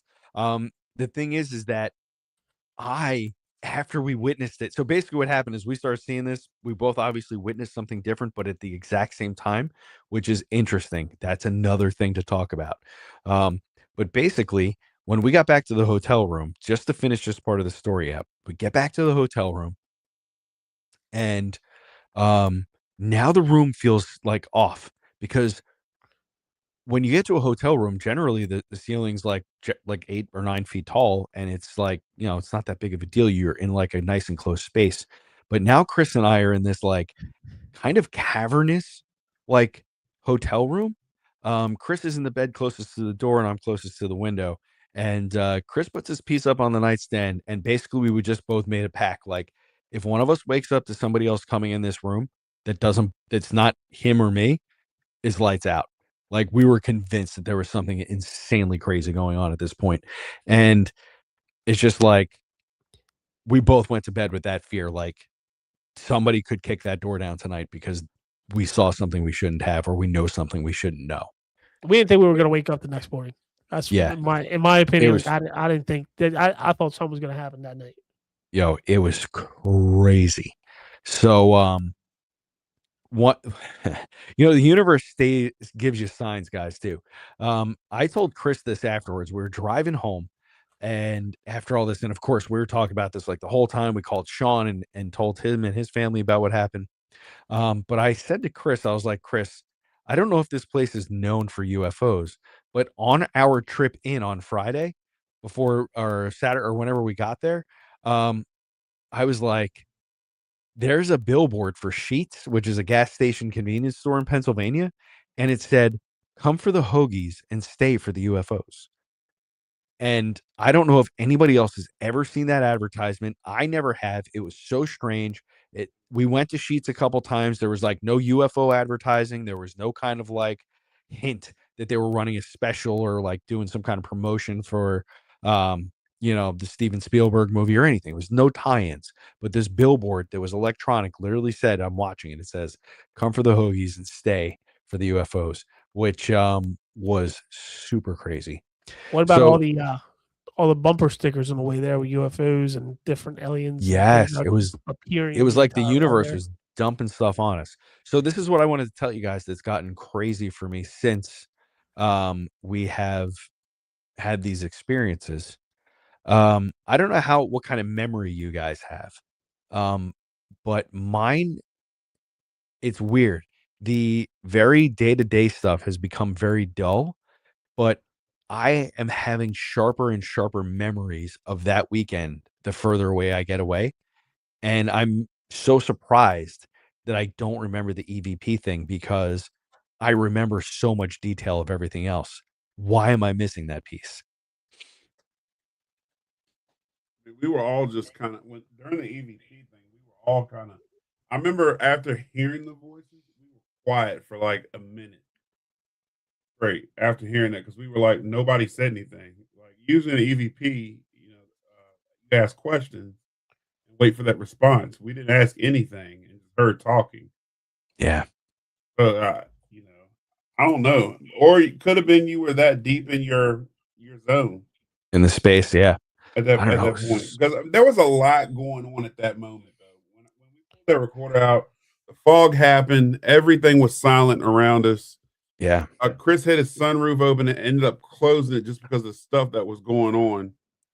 That I'm not gonna lie, that's probably the only time people ask me, have I ever been scared investigating? That was probably the one time where I was like, okay, if this is gonna happen, this is gonna happen. Yeah. I was like ready to fist fight whatever came out, it was crazy. So this is what I was saying last night on the podcast, is since then, every person that I meet that's new, that doesn't belong in my life, I say to them immediately, are you a CIA agent? They don't have to tell you, but if you want to be weird and surveil me, I'm going to make it super weird and let you know I know, because I am not afraid to say it. So that is, Chris and I went to the Pine Barrens again to do this video that we're doing. And, this young lady sort of presents herself to us on the first day that we're there. Chris, you want to tell that? It's pretty funny. Yeah, so we're by the car, and we're literally getting our stuff ready, getting ready to walk through Batso. And this lady shows up, and she walks past us. Me and Scott start having a conversation, and we start, filming our videos and talking about. And Scott starts talking about another location that looks almost identical to this place that we're currently walking through. And out of nowhere, she turns around and joins our conversation and just starts talking to us the same exact way that Clark did. It was almost an identical match to what happened.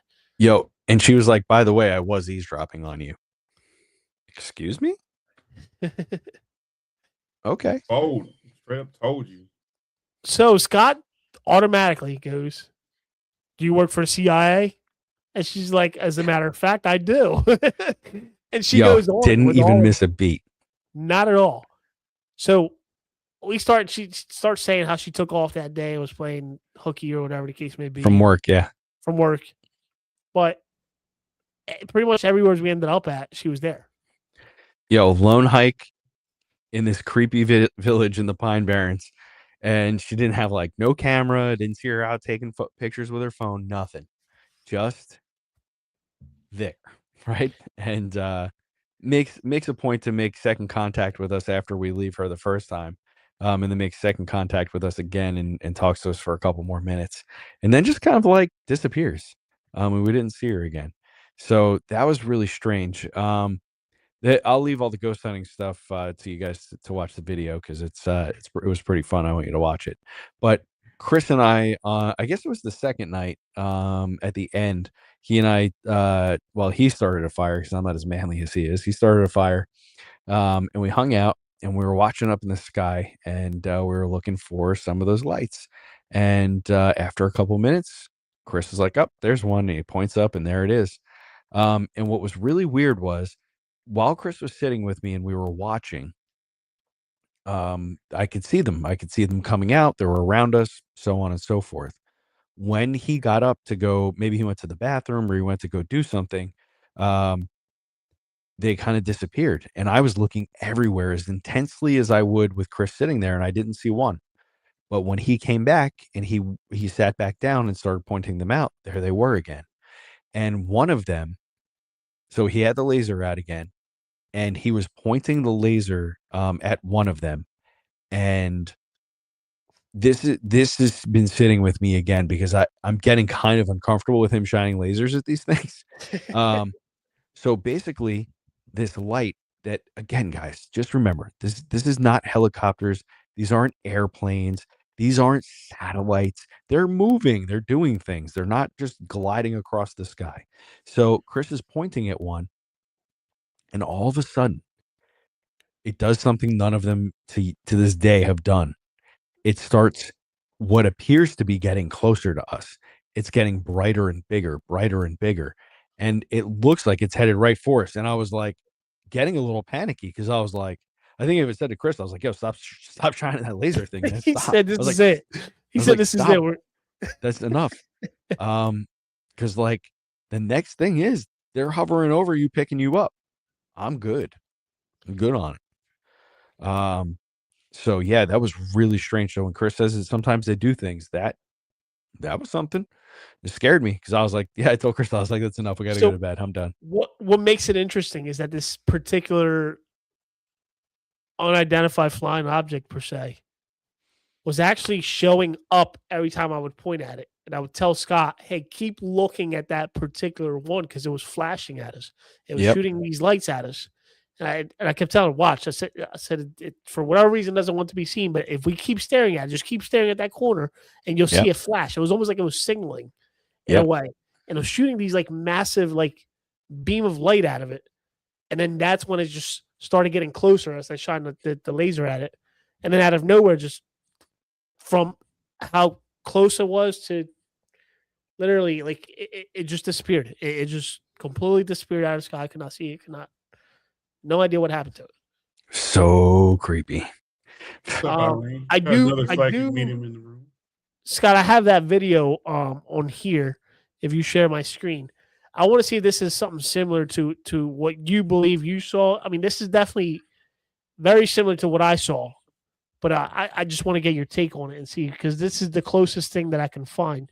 And I mean, I don't know. This video is off of YouTube. It's from this page here called if I can stop sharing the screen here momentarily and tell you guys. It's from a page called Sakura Kot, KKOT. It's got like Chinese letterings on it, but it's a video of a what appears to be a parking garage somewhere. It's a video surveillance footage of it. Let me see if I can share this video with you guys here. I think you might have to approve my screen sharing there, Sean. Sean's left the building. He's sleeping. He's out. There it is. So I fast forward a little bit. I'm going to play this video through, and I want you to look at what this thing is and how it forms. And to me, this is very, very the closest thing that I can find online to what I think I saw. Okay. All right, video's playing.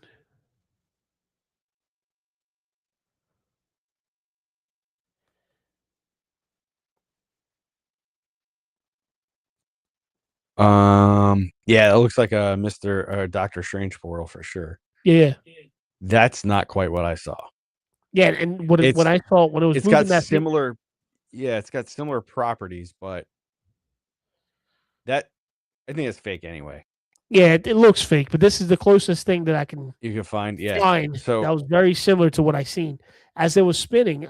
To me, the actual, like, I don't know, I guess the sparks from it looked like it was coming from the center as it was opening up.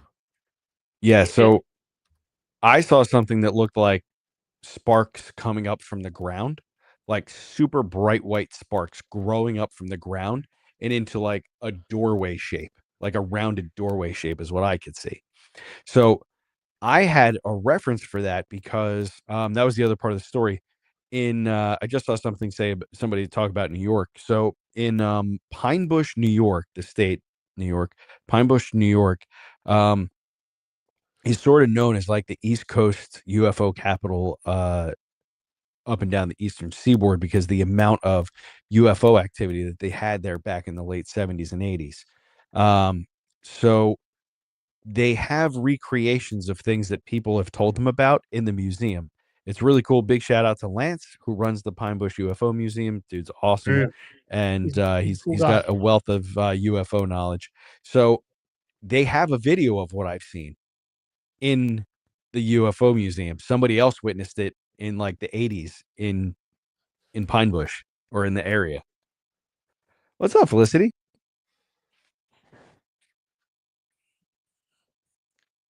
Oh, that's cool. Yeah, so that's I can't, I mean, basically, you guys, that's what I mean, that's the best way to explain what I saw. It's like this most super bright sparks growing up out of the ground, but it definitely begs the question of perspective and perception when it comes to the people who are viewing the anomalies and how they're viewed. And I just have been noticing that way more recently in the paranormal field. And it's like you said, Sean, it's almost like all of the things that we thought were separate things are now really becoming one. And I think that has something to do with the fact that I think we all know that. I think we all already knew that. I think we're becoming very aware of the reality that we live in, and the idea that this is a hologram that people have been thinking about, I think since like the 70s or so, maybe even before that. Um, that's true. I think that this is a reality that um, the more aware you become of the fact that it's like a facsimile or a not real thing, the more aware of the things on the other side you're going to become, and you're going to realize that if you wanted it to be a ghost, it's a ghost. If you wanted it to be aliens, it's aliens. If you want it to be a cryptid, it's going to be a cryptid. But if you become more and more aware that you're gonna start noticing behind the curtain. It's all like the same thing. So that's kind of where I'm sitting with everything at the moment. And don't think for anybody who's like, well, Scott, you're a medium and you talk to people who passed away. You're saying they're like the same thing. Yeah, we're all the same thing. Me and you, Sean, Chris, we're different versions of the same thing. We're observing each other. We're trying to figure things out. We're trying to understand each other in order to help the world be better or the experience be better.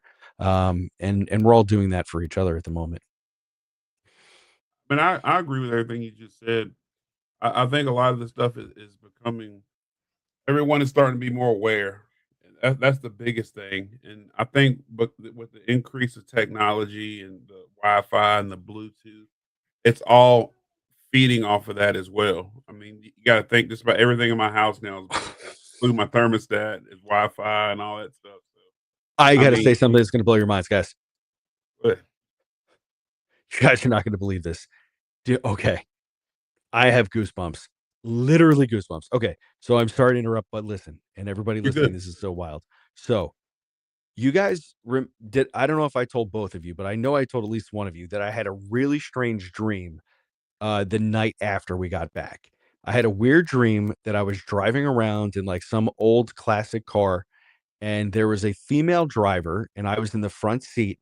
She had blonde hair, and she was like wearing lipstick, and I thought that she looked a lot like Courtney Love. Okay, this is literally like who I think I'm riding around in the car with in my dream for some reason, right? And when I wake up from my dream, the only thing that I can hear in my head in like that spirit voice in that same space is the word Zeta Reticuli. And I'm like, what does that even mean? So I look up the word Zeta Reticuli, and it happens to be a star system in the galaxy, and it is very commonly associated with alien interactions. Now, this is why what just popped in my head. We're doing this podcast today, and and I remember this story. What in the ever living F are the chances that Courtney Love bought bagels a mile and a half from my house today? Oh wow. They're filming a movie in the town right next to mine, and she walked into a local bagel shop and got the bagels.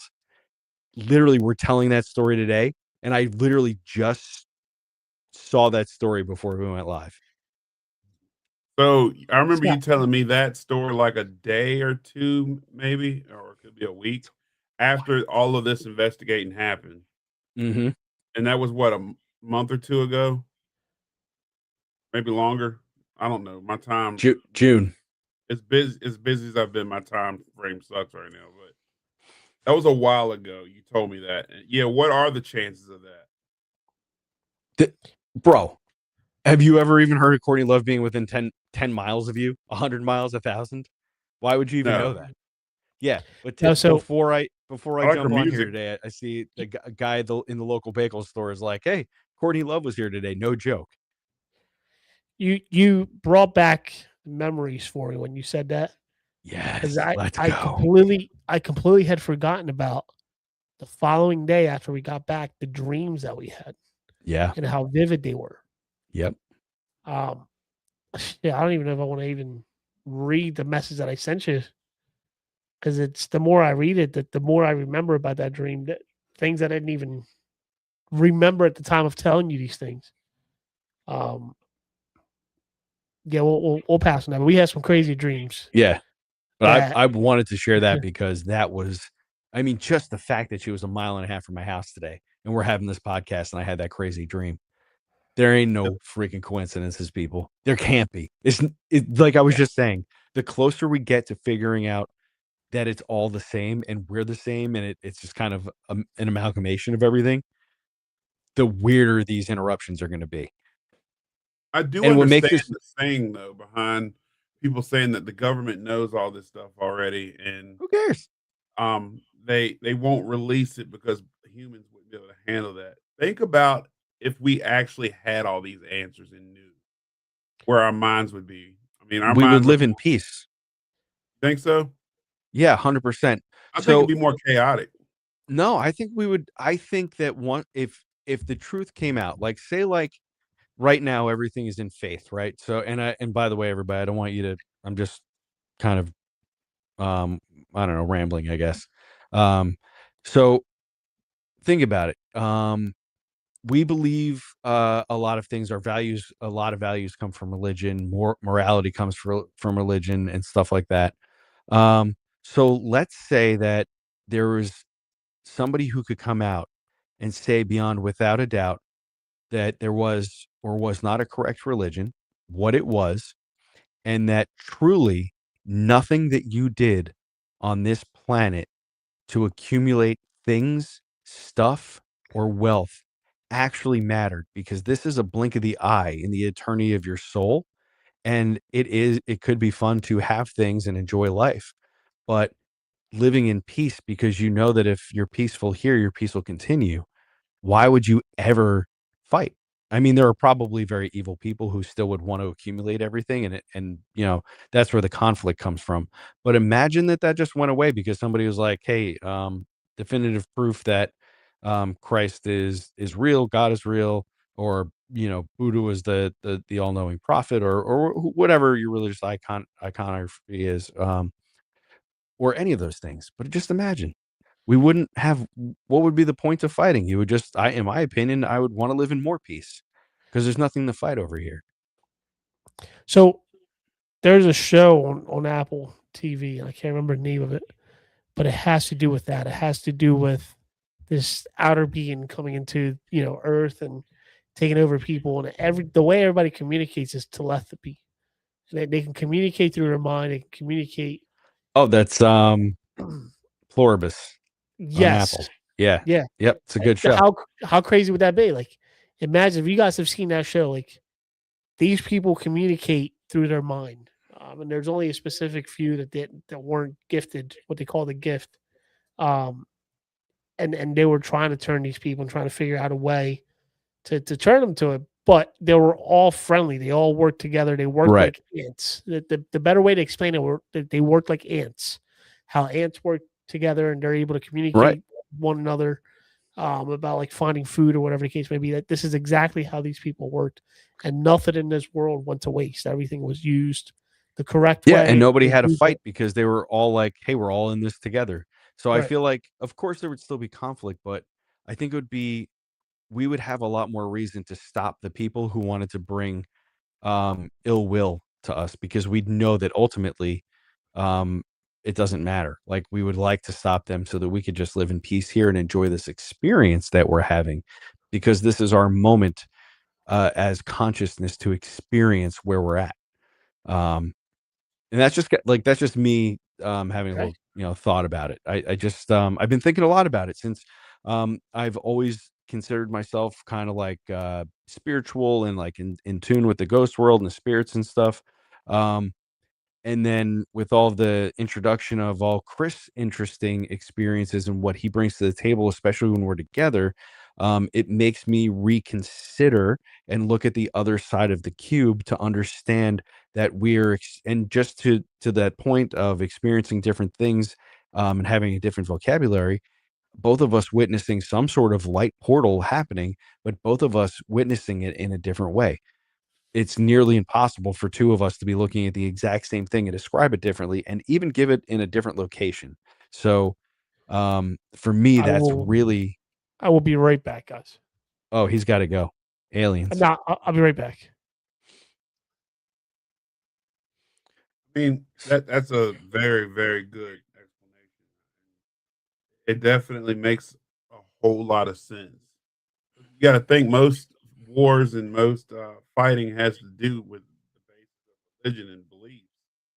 If everybody, knew the truth, then I agree it could possibly bring along peace. It definitely could. Yeah. I'm not sure what that is in the sky that's lingering around, or why it's there, or why they haven't came down and just made everything known yet. I'm not sure what's going on with that. Okay, so just come with me. It's not they, it's us. So we are the ones creating the experience. So we're the one. So like the old idea of a tulpa. If I believe in something hard enough, can I create it? The answer is yes. It's manifestation. Absolutely. So what's going on in the world right now? The UFO community has been begging for disclosure forever, right? And it had a big push in the 90s, into the early 2000s. Has kind of died away. Then all of a sudden, this New York Times article comes out about the White House having UFO knowledge, and then disclosure happens. And this is because the will of the people, the will of our souls, is pushing things in this direction. It's the wave that we're headed towards. So it's opening up that avenue to people who are open to have that experience. So if you are willing to be open to the fact that there is more than just you and I in these three-dimensional human bodies, and there's other dimensions and other spaces, then you will start witnessing those things because we are pushing it in that direction. It's the same thing when we'll say, like, and we'll take a very easy one, but it touches on the subject. In the 80s, when there was the satanic panic and everybody was worried about their kids listening to heavy metal, like, Ozzy and Metallica and all those kinds of bands like that, right? And then anytime a murder would happen or somebody would go missing, they would immediately find the tie to Satan or the devil or ghost hunting or witches, and they would tie it right to it. So what happened? It created what we called in pop culture the satanic panic. All of a sudden, everything we looked at was satanic, right? And that just wasn't the case. We just were making connections where there were none, but we were willing it as a population that way because that's what the media can do. So now we live in a time where all of us have our own media channels. We all go to different sources to gather our media, no matter what it is. If you want to watch media about paranormal, if you want to watch food media, if you want to watch news media, if you want to watch fishing media, we don't have to go to the television and all be tuned in on the same thing. We have our own places to focus. Now, all of these UFO people, all of these ghost people, Bigfoot people, conspiracy people, they've been putting all of the parts out and all the pieces, and all of a sudden, we're all realizing that these things intersect so heavily, and we're able to openly communicate about that now. So it is opening the field up. We're realizing that maybe we've just been calling the same thing by different names, and perhaps those things that we're observing have the ability to change the way we look at them due to our own perspective and the way we view things. That's very well said. Very well. I've been saying for a while that a lot of these locations that we investigate and the ones we love to go to, especially the popular ones, people put things there. Howie keeps saying the word intent. He said it through many of our shows, our Yep. podcast, and I think that we have a lot of power and control mentally. Our mind is very strong. I mean, even I've worked in the mental health field since 2003, and I will tell you that there's even speculation that nonverbal people can communicate telepathically. They can. Yo, They can. you want to hear what I did yesterday morning on my TikTok live? What's that? Okay, y'all ready for a story? And I got it recorded so I can prove it. This is the place to tell it, brother. Yeah. All right. So listen. So for anybody who's watching and you don't know who I am, I put the label on myself as a medium. It's just so that people kind of have an idea of where to start with me if you want to ask me about paranormal and ghost stuff. Like that's a part of what I do, but I have a lot of other skill sets that rest in psychic work and mediumship and all kinds of other cool stuff. So I do a lot of TikTok lives where I do free spirit led mediumship readings. I let your loved ones come through and I talk to them and I bring them through with evidentiary proof that I'm speaking to somebody very specifically. And we do this all the time. I've been doing it for years. It's a great time. People really enjoy it. Along the way, I've done some other cool things. I do live remote viewing where I ask permission from a viewer to tap into them in their space that they're in, and I remote view them, and I see the things that are around them, and I name them, and it's fun.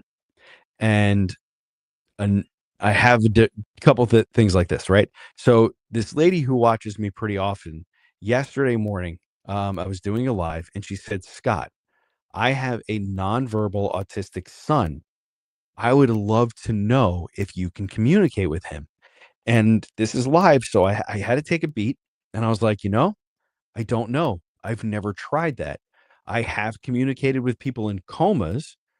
They're nonverbal and unable to speak. So if I can communicate with them, I could probably communicate with anybody that way. So I said, with your permission, mom, and of course your son's permission, I would like to try that. So I guess she got the cue from him that it was okay. So basically, I tapped into my space and I went to him. I'm not going to say his name, but she gave me his name, and I went into his space and he and I talked, and a couple things happened. He told me that he was really at the moment very hyper focused on cereal, that he was very much like intent. He loved it. He was like talking to me about it. And I brought that to mom and she's like, "Oh my God, yes, it's all he's been taking out of the pantry. It's all he's eating." So that was good. That was a good positive hit. And then um I hit on something else that was important, but I don't quite remember it. But then the third thing that was super cool was I was telling her that he was talking to me and saying that he is aware of other spirits or energies in the house or in his space because he is like me and he can sense these things. And he is afraid of his bed and what's under it. Right. And he's telling me this. And I verbalized that to mom on the live. And she said, yes, he has been so hard to get to bed lately. And we don't know why. And I said, this is why he is afraid of what's in the room when the lights go out. So he's asking for you guys to do a little extra for him so that he feels safe. So I gave her the Scotty D home remedy on that one. And we did it. So there were a couple points that we'd hit on, and she just validated them. So yes, we can communicate with nonverbal human beings if we just listen and we be open to it. It's all what you want to do. And I fully believe that. I've again working in the mental health field. I still currently work in the mental health field, and I deal with autism. I deal with nonverbal all the time, and you'd be surprised at how well you can communicate with them that's by looking at them, making eye contact. You kind of know what they want. There's times where I have to take some of them to a doctor's appointment, and I will know that they have to use the bathroom without them saying it or looking at me. I just know. It's almost like you hear it, you feel it. Uh, they do have gifts that are beyond what we can see, and I think that's really cool. So yeah, that's funny you brought that up that he could talk to you that way because Yeah, it's I been never tried it. speculation for a long time. I mean, yeah, because of the telepathy tapes, right? That lady did all that research, that doctor, and she found that all of these children with I don't know how the right PC way to say it anymore, so I'm not You'll gonna never say have the them. right way to say it because it changes every year. Yeah. So the kids that are special in this way that don't have a way to communicate and have different disabilities or disadvantages. She went and studied these kids and they all had very similar things. They were able to basically like read their mom or dad or caretaker's mind and communicate back and forth. It was really interesting. Yeah. So yeah, it opened up my mind to the fact that if it's a two-way radio, yeah, why shouldn't we be able to talk? You know, why shouldn't we be able to communicate that way? So again, it's all consciousness. It's all us just understanding each other, and the more kind and open you are about it, the better your communication is going to be. So before we wrap this up, because we've been going on over 2 hours now, which What? I will say it's been one hell of a show, fellas. Yeah. I had a great time with y'all. Chris and I have been doing this a little while now. I'm glad that you came on board. Hopefully, we'll make this a reoccurring thing. Yeah, I'd love to. It's fun. You guys could do more talking next time. What's in the future though? What are we doing? I'm including myself here. I'm putting myself in the mix of this. We haven't talked about the next adventure yet, have we? Or did we? Or is it Lynchburg? Yeah, by the way, I think that's what we said. I think Scott, I gotta settle something real quick. He invited you to a location that he hasn't invited me to. So I feel like the bromance is over. Like me and him were. What are you talking about? Like this. Poof. No, I'm just kidding. I was about to say, Mendace, how many times have I told you to come back to Lynchburg? It's a joke. It's a joke. So you got to go to Lynchburg. This place. Bring Chris with you. What do you think I'm going to talk about? Sean, what do you think I'm going to talk about? Not sure. Not sure. Awesome. Not sure. Gotcha. There's an awesome rooftop bar there. It's the rooftop. Yeah. Yeah, the rooftop. You know, I've never been. It's literally 6 minutes from my house. I've never been. I went to a place that he's never been to in his hometown. It's crazy. Mary Beth, go back and watch the whole thing. This is one heck of a conversation. Go back and listen to the whole thing. Howie, thanks for welcoming me into the club. You look very dapper in your tuxedo, by the way, pal. I love it. Oh, Howie's awesome. Sharp. Yeah, I could tell. Howie's very knowledgeable. If he was on this show as well, he'd be on here for 4 or 5 hours. All right. Well, maybe we need to have those kinds of sessions. I'm down. Like I thought this was great. Yeah, listen, I love a good long conversation, and you guys are a wealth of knowledge, and I'd love to talk to more investigators, and just it doesn't have to be anything formal. Just like, let's do this. This is fun. Doesn't have to have a name or a label, right? We'll keep it like a situationship, you know? Yeah, these shows are never formal. It's literally when Chris and I pop these shows, these last minute shows like this, we just talk. And that's really, look, somebody said, it was this ghost said, when is the next one? I don't know. Well, probably, I mean, if we want to do another one in a week or two, we can. That's fine. I got nights off.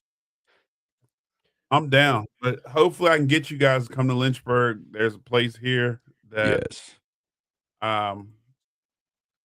we'll be investigating this weekend. I got to put our plug in. Hill City After Dark. We do ghost tours.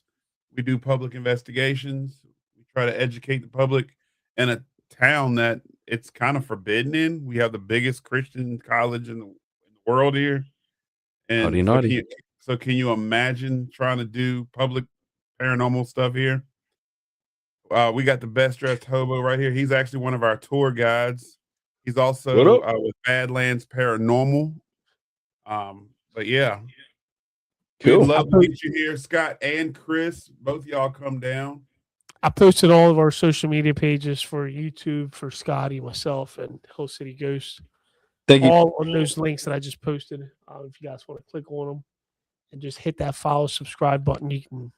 Thanks, Colors. Doing a lot of stuff for us, so that'd be great. You can keep up with all of our adventures, all the places that we're going, and all the collabs that we're doing. So yeah, yes, Virginia. We are based out of Lynchburg, Virginia. Hopefully, we will have Scotty the Medium come down and go on one of our lovely tours with us. We are gonna do a haunted pub crawl with Scotty the Medium. You guys are going to make it happen. Everybody here is listening. If you want to hear me tell some more crazy stories about police work, true crime, and paranormal, you need to come because I got a ton of stories and they're not done. I'm still young enough to get out there and create more havoc and find more paranormal stuff for you guys to enjoy. So come out and hang out with us. And we haven't been touching the stories from the Pine Barrens. Yeah. Should we save that for next week? Yeah, let's save it for next week because I want to get the videos out. Yeah, next week, you'll see Chris's in 6 to 8 months. I'm gonna have mine out sometime next week. I'm doing what you're doing. I'm just throwing stuff together. We got this. Yeah, He's taking a play out of my playbook. We will definitely. Again, we have a poll on. I think Scott has one on Facebook? his. I've got one on our page. So if you're not following Hill City After Dark Facebook, you can also check us out at hillcityafterdark.com. We have a poll on there. If you would like to do a haunted pub crawl with yours truly, Scott the Medium, click that poll. And I believe if you click like, you want to do it. The confused face or the wild means, I don't know. Tell me more and comment. We're going to work on getting him down here, and prayerfully, Chris will come down here as well. And Scott is also going to be doing an investigation and some readings as well while he's down here. Yeah, girl. So you guys, if you want to come on board, make sure you follow all of our stuff. These guys got some amazing content. I watch all their stuff. I'm a fan myself, to be honest with you. Even though they the homies, I got much love and support for these guys. Oh, you're the best. Talking about down to earth people, meeting these guys in person is incredible.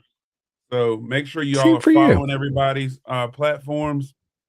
And do y'all have anything y'all like to say before we close the show? No, just make sure you guys follow Hill City Paranormal, Hill City Goose. They are great. They're doing pretty outstanding, in my opinion, out there. They have a lot of good stuff coming out, and they're doing a lot of great stuff. So make sure you guys follow them. That's all I got. Thanks for having us on. Appreciate it. It was a lot of fun talking about UFOs and stuff. Hopefully the CIA can come for us. If we don't have this meeting next week, or we don't sit here and talk to you guys next week, you guys know what happened. You know what happened. Yeah, next week. If they're not here, they've gotten abducted. They're being probed. So next week we're talking about the Pine Barrens. So I wouldn't miss that show. We get them both on the crawl. Chris, you down to do a pub crawl with Scott? Maybe. I don't know. I don't know if Chris can drink or not. I haven't been out with him to drink, so who knows? I know. Listen, we've got some amazing. I will have to personally shout out the Von Garage, Three Roads Brewery. I can't never say that word. The Trading Post. Okay. And I'm missing the one. Courtney, help me out. Bars on the pub crawl.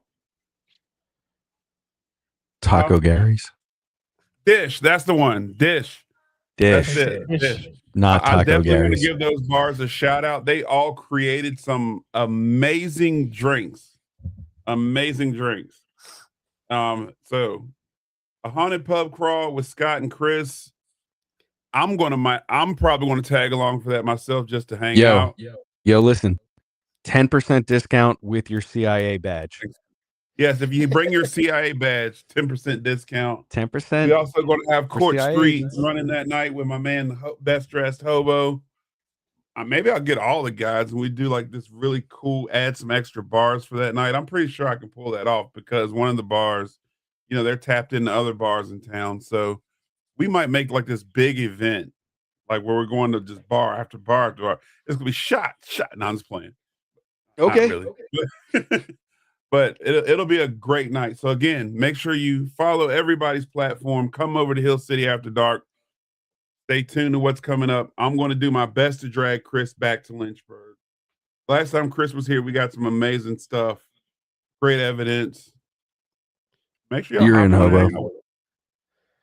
That's funny. Yes, Best Dressed Hobo is the man. Y'all follow Badlands Paranormal as well. It's gonna be blatant. I'm just gonna give you a flask and we're gonna go to town. Hey, thank y'all for tuning in. It's been a great crowd tonight. Chat's been on fire. We love y'all. Thank y'all again, and we will holler at y'all later. Scott, get you a radio, by the way. Okay, guys. I'm not in the Cool Kid Radio Club. All the way from New Jersey All to the way Virginia. from New Jersey. Check it out. Yo. Look at that. That's crazy. Yeah. These things are wild. That is a heck of a string and tin can system you guys have set up. Dude, this is UFO status right here. Yo, send me one. Yo, sponsor me and send me one, you weirdos. All the way from Lynchburg, Virginia. Look at that. All the way from Lynchburg to New Jersey. Check. Yes. Hey, when those don't work, We'll be talking. See, when you get abducted, you can't call us. Exactly. All right, Hey, y'all. you I'm really guys made a going to good get. point. I'm really going to get off this time. All right, we got to go now. Hey, Hey, can one of you guys send that over to Scott so I wasn't messing with him? Who is that? I think he just heard you on the live. Is that the CIA? Hey, welcome. Hey, Scott. Nice to meet you. What's up, CIA agent? That's Howie. we're true nerds over here. Yo, y'all are weird, man. But I want to get in on the club. Yeah, I want to get one of radios. Get one, Scott. Listen. Get one. We are under the UFO Research Network. Be very interesting. All right, let's do it. All right, guys. Listen, I have to go. I have to go to bed. I'm very tired. All right, You sure? Positive? All right. y'all take it easy. Thank y'all for See you tuning guys. Thanks in. for watching. Bye, everybody. We will see you on the other side. Oh. Love you.